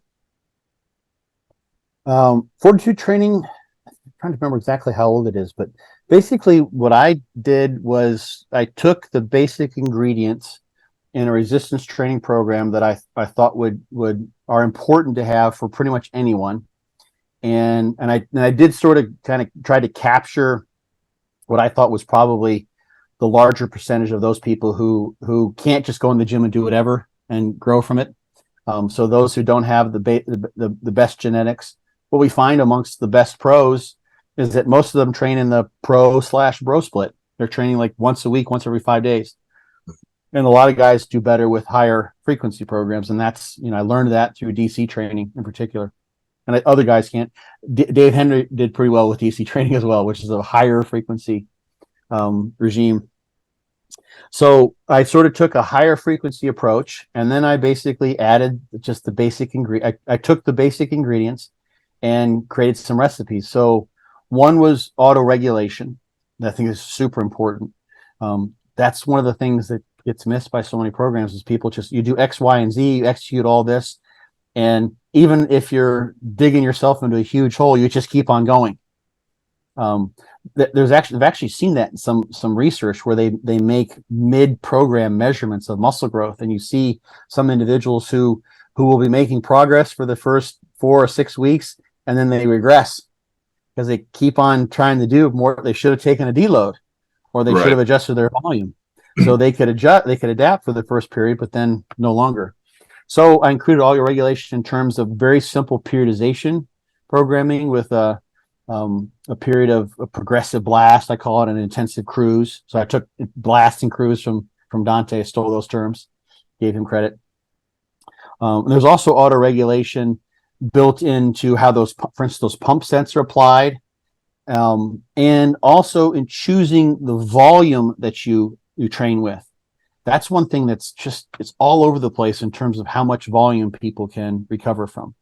And we can talk about some of that research. We could go on and do 2 more hours talking about this stuff. But that's one thing I sort of knew was the case, and I'm glad to see that some literature's come out basically substantiating the idea that I knew for years, is that some people can handle and recover from a lot more volume and others can't. And that has to do with their inherent recovery abilities, has to do with their diet, their lifestyle, drug use, of course, has to do with how hard they train. So a set for one guy is not a set for somebody else. So the dose that they get in terms of driving and adaptation can be higher for some people just because they can train harder for whatever reason. So I've got different volume tiers, and I knew frequency was also something that mattered. And there's some literature suggesting that too, that different frequencies can be better for different people. So I had 2 different versions. So I've got volume tiers, different versions, and then and there's now literature's come out to this. I knew, and they were still just coming out with some literature showing that high rep training can produce muscle growth on average to the equivalent degree that low rep training could. And I knew that as well. I mean, the DC training has widowmakers. They work really well. Sometimes people have to do higher rep stuff for their arms or for their calves. It works really well. So what I did was I created set types, and these aren't magical, but I just created 3 set types that kind of cover rep ranges. So loading ranges between like 6 to 12 loading sets, somewhere around the 15 rep range in terms of the load that you could do for a continuous set of 15 reps to failure. And then 15 or 20 to roughly 30 is the pump set. So those 3, so to create sort of a recipe with all 3 of those are used in the same program in a daily undulating periodization type of format. So, but within those, and this is, I knew this is kind of the case too, I left some wiggle room, right? So with the pump set, for the loading sets, the idea is those are between 6 and 12 repetitions. And the first couple, and also built in that is the idea of effective reps. For instance, before the term even was available, wasn't even out yet, but you do your loading sets, and the first couple of those loading sets, let's say you're going to do 3 sets of squats. There's some other things called zigzagging in there. I'll just leave that out. But the first 2 sets, you don't go to failure. You're training on it with timed rest intervals too. So you eliminate that aspect of any progress that you see, so we can have really tight control over progressive overload. And let's say if higher reps for you for that exercise in general, from your experience, those work better, then you might do your first set and get 12 reps, and that's 1 to 2 reps in reserve, right? And then the next set, you might drop down by 10, 15, 20 pounds, depending on the exercise, and you still get 12 reps. And then the third set, you might actually take to failure, and you might stay with that same weight or go down a little bit more. So you stayed in that, you were at the top of that loading set 6 to 12 rep range, but your first low was actually more like a 15 rep max probably. And the next low is probably even more like a 16 or 17, but you're already fatigued when you got to that. So you stayed in that heavy area. Those are your heaviest, that's the heaviest set type in Fortitude training, but you actually train with relatively medium loads because that works for you. On the other hand, you can do loading sets and keep it at 6 to 8 reps, right? So that first one you go and you take an 8 rep max and you do 6 reps with it. You take a 7 rep max and you do 6 reps with it. You see, leave 1 rep in reserve. And then the next set, you drop it down, and now you're working with what truly might be an 8 or 9 rep max, and you get 6 or 7 reps. And the next time you get 10 rep max, you only get 6 reps again. So you're still on that. So that first example, that person's doing basically around 15 rep max loads, but they're in the 6 to 12 rep range because the first 2 sets are a couple reps in reserve. So they're 14, 15 rep max, right? But in the second example, they're keeping the weights higher and they're staying in that still in that 6 to 12 rep range, but that's substantially more weight. Doing a set of 7 reps or 6 reps with 1 reps in reserve is a heck of a lot different than doing a set of 12 reps with 1 or 2 reps in reserve. Yeah. So that's the heavy loading, but it matches the individual. Same thing with muscle rounds. That's what people think muscle rounds are just 6 sets of 4. It's the one thing that irks me probably more than anything is people think, oh, you just do 6 sets of 4. It's like, oh, you just pick whatever weight then. It doesn't matter how hard it is. No. The idea is you pick a load you could get through the first 3 sets of 4 with. And this is so you do a set of 4, you take 5 breaths or you rest 10 seconds. For legs, typically, or maybe back, you might just want to watch the clock or use your watch because you can't count on your breaths once you start breathing heavily. But otherwise, breathing is just fine. You do a set of 4, put the weight down. So it's a cluster set. Do a set of 4, do a set of 4. And then you've chosen a load so you fail in that 4th. You at least get into the 4th set of 4.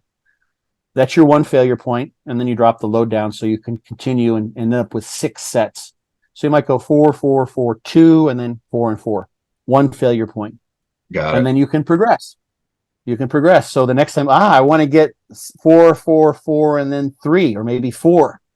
And then I get to the 5th one, and now I get 2 reps, and then I have to drop it down for the 6th. So you can progress, failing in the 4th set, then in the 5th set, then you progressed. Progressive overload, baby. That's the name of the game, right? Nice. If you like to train heavier, then once you get through that 4th set, you get all the reps, you bump the load. So you keep on failing earlier in the muscle round. It means you're using heavier weights because you're a heavier weight guy or girl. That's what you like to do. On the other hand, you can set it up if you so choose, so you fail only in that 6th set. So you keep on increasing the weight such that you're always failing in that 6th set, or maybe you're getting 4, maybe a 5th rep, and then you increase the load. So that's a huge range in loads that you're using. It could be closer to a 12 rep max, and maybe you're up. If you're failing in that 6th set, then that's probably like a 25 rep max, depending on that's probably like a 20 rep max or an 18 rep max. So there's a huge range there, and people can do that however they want. And they can say, well, I'm going to just keep the weight heavy and fail in the 4th. Or some people like they really want to progress the loads, they pick a weight where they have to fail in the 6th, and then they increase the weight every time. And then they fail in the 6th, they just keep increasing the load. Then eventually they start failing in the 5th. They keep increasing the load. So they go from 150 to like 220 pounds. They start off failing in the 6th, and they end up failing in the 4th by the time they get to from 150 to 220, let's say, because they just love to progress. They love to beat the friggin' logbook no matter what. So it matches your psychology. And then the pump sets we already talked about. Those are lighter, roughly 20 to 30 rep max load, but those can be 21s, reverse 21s. I've got something called 5s into the hole, bunch of partials. You can put partials in the lengthened position. You can combine them ad lib as you go along. And those don't necessarily need to be logbooked at all. Those are just free form. Have at it. If you got some gusto on that particular day, just give it, man. Just go to town. Those can be more brutal than anything. Right. Because that's like, you can just go until you can't move the weight, until you're just completely shot. Or some people are like, you know what? Can't do that. I know I don't recover from that. I'm going to do just straight sets, roughly 20 reps. I'm going to actually pay attention and write it down, stay in the 20 to 22 rep range, and I can increase that. And they can even progressive overload those if you want. But that's the opportunity to hit those different angles, train in the stretch position, take a crappy exercise because your gym isn't well equipped, and do partials in the portion of the range of motion where it really feels good. That's just smart training, right? You don't go into the day and you're like, oh my God, I'm dragging ass this day. You can actually, what you can do on that is like, I'm dragging ass this day. I've been training on volume tier 2. I'm going to volume tier 1. I can't recover. And then if I try to keep up with 2. So you don't take a deload per se. You drop things back. And then when you come back, you can keep that progress going and you can extend your blast if that makes sense for you to do. So those are all just, that makes sense because we know high reps work, low reps work, sometimes more so for different people. And it's a way to kind of combine those things. But if you're a high rep or a low rep guy, you can do all of those cluster sets have their advantage, the straight sets have their advantage, the pumps, they all have their advantage. You can do all of those with heavier loads. Or if you're a higher rep person, you can go the other way.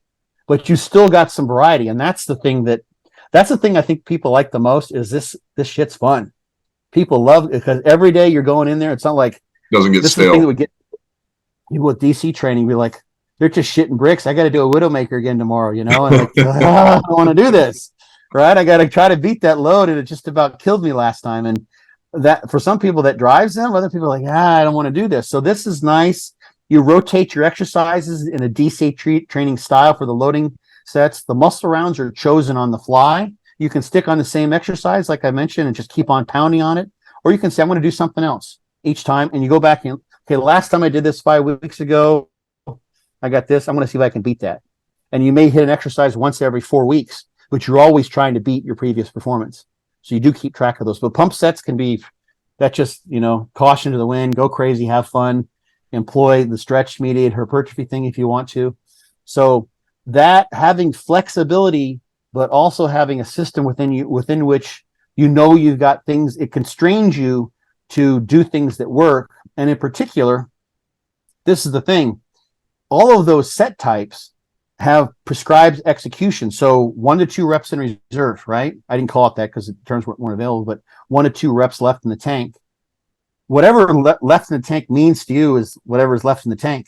But then you're also going to failure. On that last set, you got things set up, you got a partner or you've got safety bars. You're going to go to failure. Whatever that means to you. That's hard. Like in the muscle rounds, you go to failure. Even if you don't get it to it and it's still the 6th set, you go to failure. It's hard training. If you're doing what you're supposed to do, you have to train hard. Yeah. There's no, as hard as you're willing to train, right? And that's the thing. And now I didn't even I didn't see this coming when I came up with the system, but we have now systems that are based on reps in reserve, like kind of progressing the reps in reserve. And I think one of the dangers of that can be is that if you're not regular training to failure and like you're only hitting failure like once every 2 or 3 months, I think some people can lose sight of what they're actually capable of in terms of a real set taken to failure. But if you go to failure, not that you want to practice failing per se, you have to be careful with that too. But if you know what it feels like to really go and try to get a rep and not get it, then you've got a better, fresher reference on what it actually means to go to failure, with which you can use set up for what it means to be 2 reps shy, because you've got so much experience. So the set types basically prescribe hard training to the extent to which you're willing to do that. Nice. And they also interact with one another. So if you develop muscle endurance with the pump sets and you develop a better mind muscle connection, because that's your focus with those pump sets, then you know what that's supposed to feel. If you just totally crush your chest on a special pec fly that you come up with, and then when you go back to your pressing movements, your meat and potatoes movements, you got a better sense of what it means to activate and crush your chest, and you stop perhaps using your delts and your triceps as much. And then when you're used to using those heavy loads on those big lifts and you go back to the pump sets, well, that feels like nothing. That's just light, right? And there's an effect there. You've probably seen that, like powerlifters all the time. Like they go and they get under a 800-pound squat bar and they just stand up with that shit, right? They're not going to squat that. They're going to drop back to 550 or 600. But having done that has an impact. That's an immediate. Some of that's probably that increased neural drive. Yeah, there's a neural drive effect there, and I think that happens too when you vacillate between heavier. There's stress that comes from the pump sets. It's like, holy shit, I just went until I couldn't move that weight. If I'm going to do now a straight set where I just go until I can't get a full repetition, that's nothing compared to when I did 15 partials on that exercise on the pump set just a few days ago. But that was so light, so that there's nothing compared to the load I lifted on the loading sets. So those two, they interrelate to one another. And I think they both push you forward in terms of having a better mind muscle connection and also having a better sense for what a light versus a heavy load is. So the system works really, really well. And I kind of figured that out as I was formulating it. And then I had a set of beta testers, and I think people just like this. It's just so much fun. And that's a win no matter what. If you want to do the training, it's going to work, even if it's horribly formulated, which I don't think this is. So I think that's a pretty good overview of Fortitude Training. What are some other bells and whistles that the audience may get from the book, How to Become a Bodybuilding Coach? I've got my nutritional approach in there. It's a nutrient timing approach that has really worked well for most clients. If you have a nutritional approach that works, if it ain't broke, don't fix it. But I've got a nutritional approach that includes an intra-workout nutrition and the sort of post-workout period where when you've got the most turnover and the most potential to turn on protein synthesis in the hours immediately after your workout, that's when you load the calories, right? And you're not trying to starve yourself to death, especially if you're in a growing season, an off-season scenario. But if you're just sitting at the desk, you're not doing a lot of work, you probably don't need a lot of carbohydrate if you're not doing a lot of high intensity movement or exercise. So carbohydrates will be less during that period, and you load your carbs up during that post-workout period. And that taken to an extreme we don't typically see. Haven't seen any research. I mean, I got to the point once playing around with inter-workout nutrition where I was taking over 2,000 calories in my inter-workout shake just to see if I could do it. And I could. Don't do this at home. Say what? No gastric distress? No, I got to where I had to have enough fiber in there. And I was taking in 6,000 calories a day during that time. So I wouldn't say my GI was great. It wasn't perfect. Never is. But I worked my way up to that. I didn't just say, okay, I'm going to just go from nothing to 2,000. No, that's not going to happen.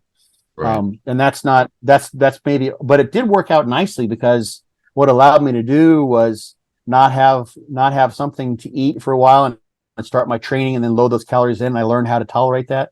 And then with my busy schedule, I just had 2,000 calories. It's not like I need to run home and have something to eat right after I worked out. I just had this monster steak. So, but I include that in there. So it's a nutritional approach for people who don't have one.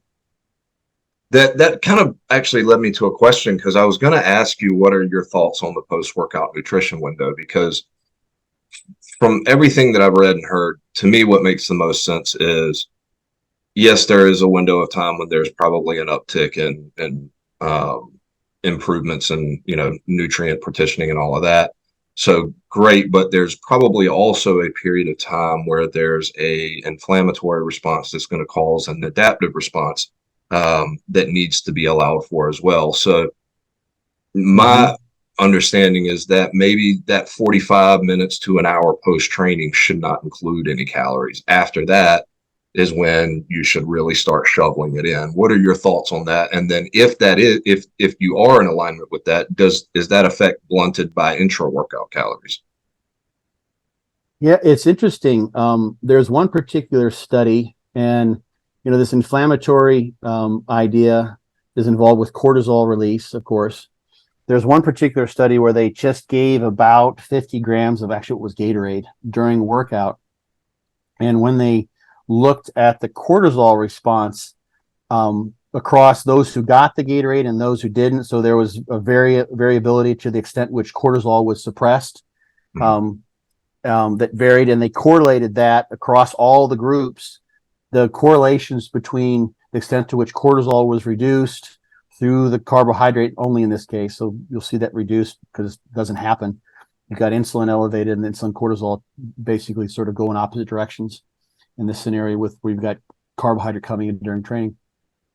The correlations between that suppression of cortisol, or it was an inverse correlation between cortisol and fiber growth, was like 0.8, 0.9 for the two different fiber types. Okay. So yeah, it is interesting. We don't want to completely blunt the inflammatory response. You see that with non-steroidal anti-inflammatories. The free radical stress is important too. So if you take in mega doses of vitamin C, vitamin E, definitely not helpful. That will blunt adaptation in various ways. You won't get the insulin sensitivity that you want, for instance. Post-workout cold bath, same thing. Yeah, same thing. Yep. Compression garments tend to do the same thing too. They prevent the cells of the immune system from getting in doing their job. But this is one thing that seems to fall outside of that is that you're getting a head start. The signaling that seems to be happening there is you're telling the system that there's plenty of nutrients available, and this adaptation of growing more muscle, the protein synthesis is turned on. So we know that that's part of the adaptation, right? So that's turned on just by the weight training. And when we add amino acids, protein synthesis is thus elevated even more. If you look at the literature about adding in carbohydrate, there's some studies that say it doesn't really make a difference. I believe Cribb and Hayes are the authors of another study where they compared carbs only, essential amino acids, and the combination thereof acutely and both in terms of long-term growth. And they saw that each of those essential amino acids and carbs increased protein synthesis. And this, I think, the carbs also in terms of protein synthesis, and there was a synergistic effect of the two and combined acutely that also panned out in the long term. So this was taken in, I think, during the program, during the actual workouts. Well, the carbs increasing protein synthesis the result of the insulin secretion signaling for it? It would have been, yeah. And I'm not positive about the proteins. I'd have to go because I was in order what you see, the reason why I'm doubting that is that typically what you need in terms of increasing protein synthesis, insulin is permissive in that regard. But there is some work from a Japanese group showing that will happen in particular when essential amino acids are provided and you have increased blood flow, which exercise does. Okay. So I can look it up right now. Actually, I'll look it up real quickly if you want. Yeah. I can find that study. Yeah. Because we're just rambling here. Let's see.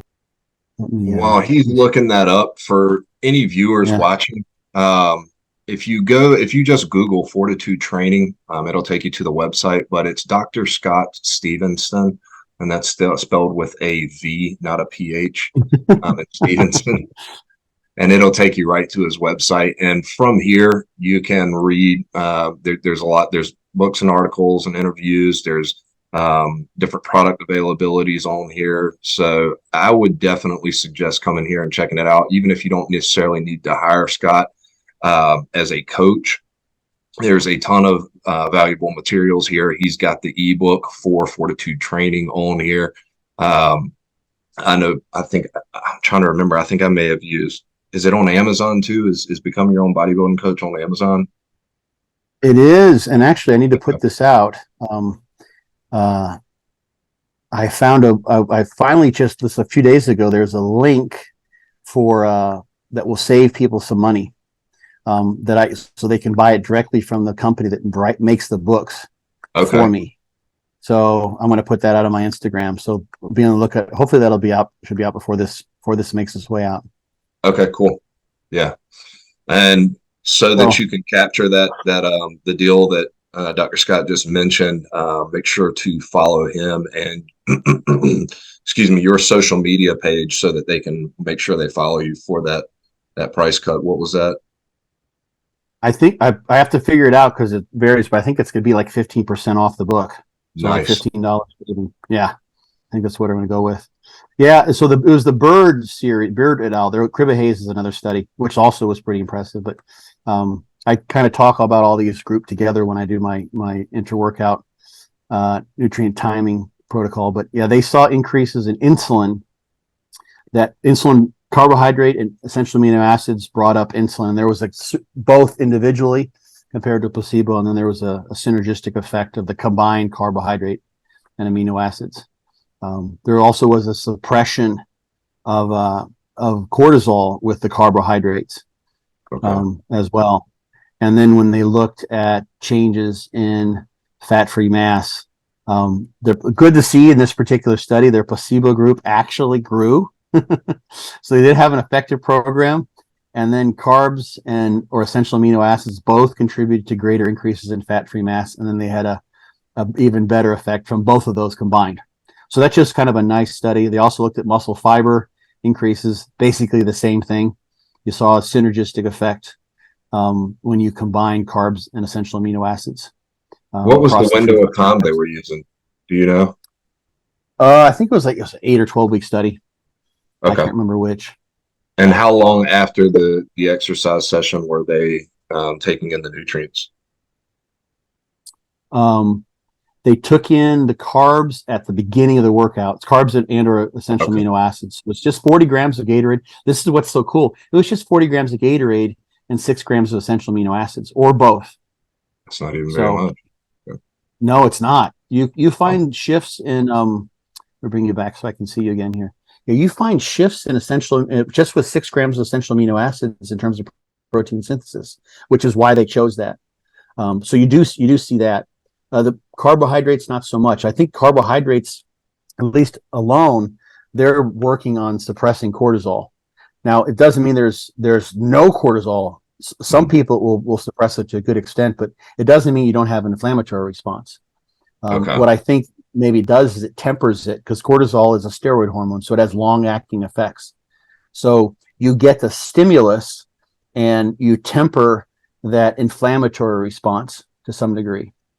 And this is what's interesting too. This is how I've always sort of conceptualized, and this isn't something I think anyone would disagree with, but it's not really acknowledged in the way that training programs are set up in most of these studies. Is that the training adaptation that we see for resistance exercise is a dynamic equilibrium where it's a hormetic adaptation. So what that means is you've got a dose response that basically has an inverted U.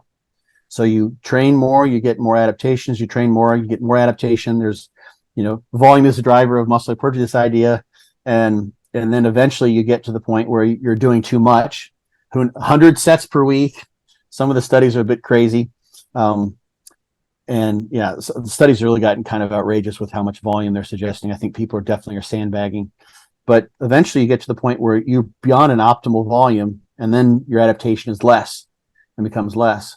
So what we see here maybe with the carbs is that it's tempering. You're still getting a stimulus, but it's tempering that inflammatory response so that you end up in the long haul with a positive protein balance. You're going to say something. I think about the volume. No, I've seen some of those, and it's like you've got to be thinking, like, after a while, what is this person got, like a 2-pound dumbbell? And it's like, like the amount of volume that some of those describe, there's no way that they could be using enough intensity to create a stimulus from it.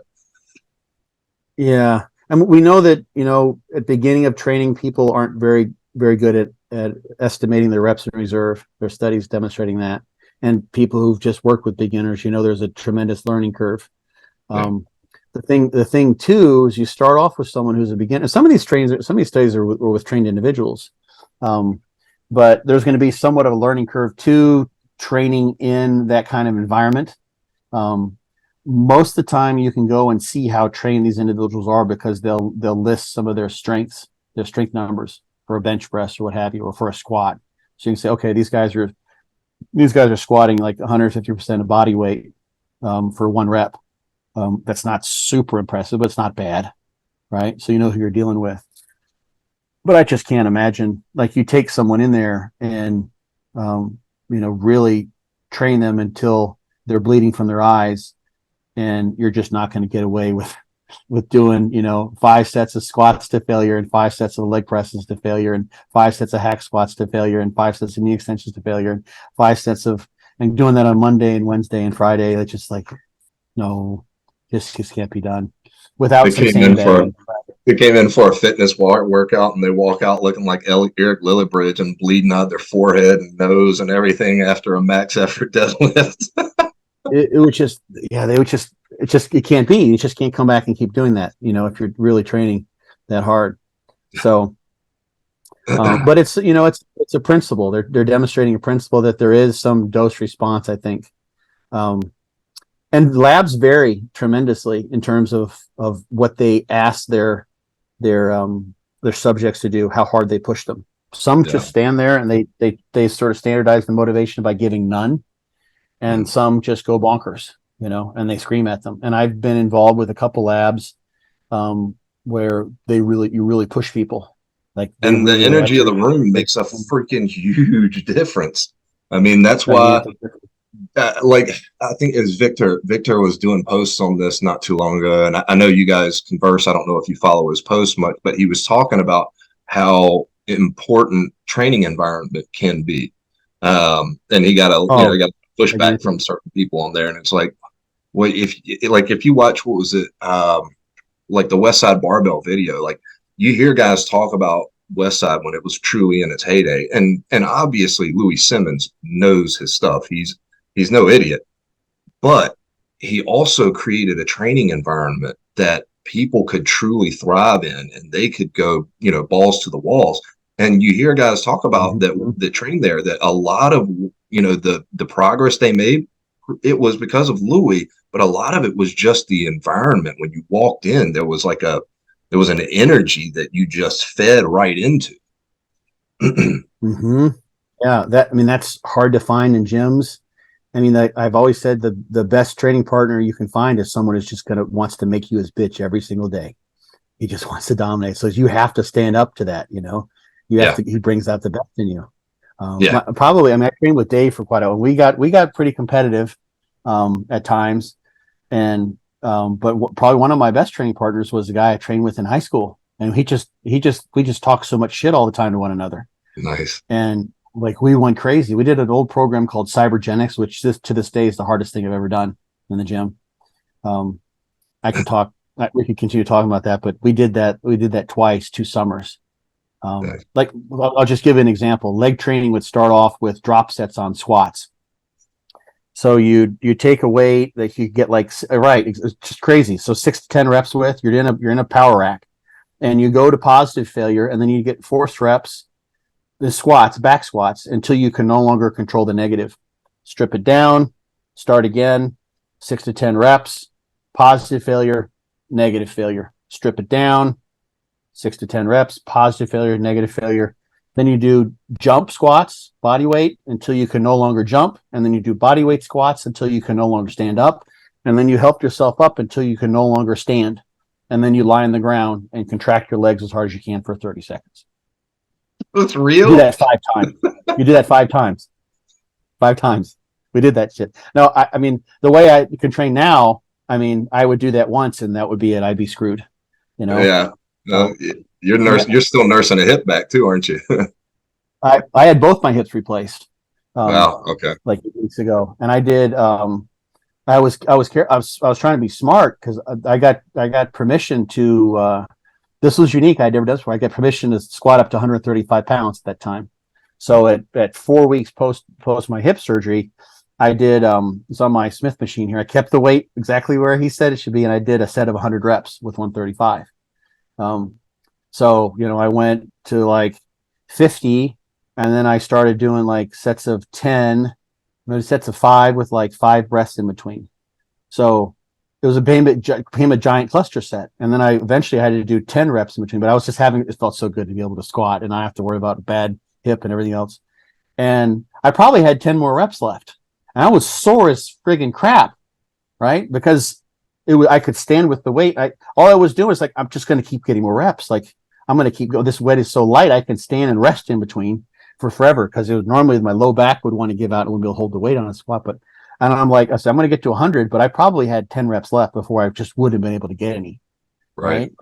And that's just because of just years of having, and that was a super lightweight. I've never done a set of squats with 135 to failure, except for maybe when I was 14 or something.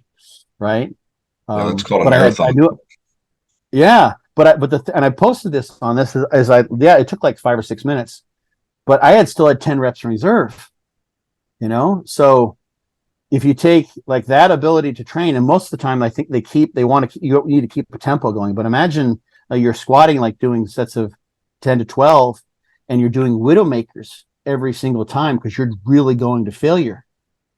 And you're doing 5 widowmakers, and then have you done a widowmaker on a leg press where you can rest? No, I've done them on squats. Yeah. Well, they're even harder in a sense on a widowmaker because you can just lock out, and hold the weight there and rest and just keep getting reps. Like what I was able to do on the squat. That's why I was able to do 100 reps. Continuous, I wouldn't, I was going to be done after 50 or 60 at the most. Right. So anyway, so those studies, they show a principle, but you have to consider that this is why people balk at them, is like for people who've been training for decades who can train really hard. You just can't recover from that because your ability to train, it just, there's something that it doesn't have external validity to a good percentage of the training population, because they would just never be able to make it through that. So, and most of the studies show that for most people that are training hard, that somewhere between 12 and 22 sets per body part is ideal, right? Yeah, there's different values that are out there, but you look at a program like DC training, or even Fortitude training, depends on how hard you can train. That's the thing. They're like, what you also don't see, you see some good sets, but I mean, think of how many people watch, like someone posts a crazy set of squats or whatever, and you get 10,000 views and 10,000 likes. How many of those people could actually replicate that set in terms of effort level? Right. Hardly. So even with athletes or average people, like bodybuilders, that's what they do, is they train like they train to try to kill them. Every set's a death set, right? Yeah. Or some of them can be. So that's highly variable. There's a study, we can talk about it. So there's a study that it was published, Barcelo et al. Was published in 2018. I talk about this all the time. It's just a nice, really beautiful set of studies, and they used a one-legged model. So everyone trained one leg for 3 to 5 times a week, 3 sets of 10 to failure, just knee extensions. So this is limited just to the quads. And the other leg trained 2 times or 3 times a week. So each workout was 3 sets of 10. So they were they had a nice internal comparison to make, because this is even better than training twins. It's the same person, the same nutrient exposure, same sleep, same everything, same activity level. So they had 2 times versus 3 times versus 5 times. So 6 versus 9 versus 15 sets to failure a week. And the question was, well, which is better? They're comparing both frequency and volume all at once, basically. We can think of it just in terms of volume now. And there's no difference. Didn't make a difference. That was their first publication. And then they went and they looked at the individual data, right? And what they saw is that there were responders, and then there were non-responders. I think there was one person who didn't respond in either case. So they compressed their data, and they just compressed the 2 or 3 times a week and consider that one condition versus the 5 times a week. So 6 or 9 sets per week versus 15. And there was one person who didn't respond to any of them, and then there was one person who responded really well to both volumes. But about 1/3 of the people did better with lower volume versus higher volume. 1/3 of their subjects did better with higher volume versus lower volume, and 1/3 it didn't matter. They responded equally. Some of them really poorly, some of them really well. Right? Why is that? They didn't control for that necessarily. They didn't provide any insights that I recall reading about in the study, but it may be effort level. You know, for some people, like if let's say they're kind of wimping out, for them, they don't get enough stimulus with 6 sets. You know, they have to do 15 sets to get enough stimulus, to get a more optimal stimulus for growth. And someone else who trains really, really hard, 6 sets is optimal, or 9 sets is optimal. 15 is way too much. So we have this hormesis curve. More is better until it's not, and then more becomes less better until eventually you get to the point where you're bordering on overtraining. So some of these people, for them, the way they were training is here's the low volume. Try to do this so people can see me. So that curve going this way. Sometimes it reverses me. So here's 6 sets and here's 15 sets. This is optimal. This is less than optimal. For someone else who trains more, like really hard, 6 sets is plenty. 15 sets is way too much. So those people are just different places on this curve, right? And that's what this study, the second study where they looked at the individual data points, took that into account. So it's a pretty wide range, and those are averages. There's another Wernbaum put out a paper in like 2007, which covered all the data pretty much that was available at that time, looking at different modes of resistance exercise and on changes in muscle size and the elbow flexors and the knee extensors. So typically studied muscles, and in all the plots you see in there, he compares the averages for various studies in terms of volume, in terms of frequency, et cetera, et cetera. And the dots are all over the place. The data are all over the place, right? You see in some labs, like there's some studies where they didn't get hardly any muscle growth. Did a whole 8 or 12 week study or longer, no muscle growth. And that could be because everyone was growing for the first 6 weeks, and then they went overboard, and then they didn't have much growth because everyone basically overtrained the second half of the study and undid with the gains they had in the first half. Sure. Right? That's one possible explanation. Or it could be that in their lab, 6 sets is going for broke and just killing it, and in the other lab, 6 sets is nothing, because it's just say, okay, that's good. Like, just do as many as you can. It's like, oh, okay, well, he's not even paying attention, right? Okay, I guess I'm done. I don't care. What do I matter? But if he's screaming at you, bloody murder, and he's about to tell you, you know, something about talk about your mom, well, you're going to go to town, right? So so labs can vary, and so you see that across different studies. So that average range, whatever you might see of, 12 to 15 sets per week or whatever it might be, those are averages coming from studies, right? And that's inter-study variability, and within each of those studies we have inter-individual variability. So you take a study that's got a low-end average, and there's individuals in that study that are at the low end for that study. So let's say 15 is your low end for a given muscle group per week. There's probably going to be some people, if you look at a normal distribution, that do best with 8 to 10 sets for that muscle group, or even less, perhaps. There's going to be outliers in either direction. Nice. So, yeah. So that's why you have systems like DC training, which is pretty low in volume, relatively speaking, that do really well. And then you have other higher volume systems that work really, really well for certain people. You have a lot of pros who have, I think the thing about pros is that they have really good recovery abilities. They can handle a heavier stimulus and recover from it. That's one of their big advantages. And plus they have lots of satellite cells and produce a lot of the growth factors that turn on the satellite cell response. And that's good soft tissue resiliency too. Yeah, right. They don't get as, I mean, they get injured obviously, but you've got those guys that like have so much potential, but they just get injured left and right, and they can't ever realize their potential because they're just constantly injured. And there are some genetic factors that help allow for individuals that, have more genetic tissue resilience than others. You see it in athletes all the time too. You've got those guys that just have so much potential, but they just constantly stay hurt. And bodybuilding is a game of it's a long game. So the more you can stay in the gym, the more you can stay not injured, the better off you are. Yeah. Yeah. I mean, that's where I am now. Like my soft tissue eventually kind of gave out. I've got torn muscles all over my body. Yeah. Because everything's, hardly any mean, the hips were kind of a different deal. I didn't even have really what I thought was hip pain. Just probably took a picture like, oh my God, they're a wreck. It's But I've divergenics. got, What happened? yeah. But I've got just torn muscles all over the place, both pecs on both sides, triceps, biceps, a little bit of tears, both quads, both calves are torn. Everything just slowly over the course of time. And that just, I pushed it as hard as I could to try to get everything I could. And eventually, without the genetics of that soft tissue resiliency, this is where I ended up. And I think you But I don't mentioned you regret it. used to train with Dave. Yeah. Dave Tate, is that right? No, Dave Henry, Oh, Dave 202 Henry. Mr. Okay. Olympia. Okay. I was about Yeah, to yeah. say never mind because I think Dave's got riddled with injuries all over the place too. Dave's, yeah. Dave had a lot of injuries. He actually, he chatting with Dave one time, we were talking about that. And I am writing an article for Elite FTS called Rust Proofing the Iron Warrior. And it was about ways to sort of train around injuries.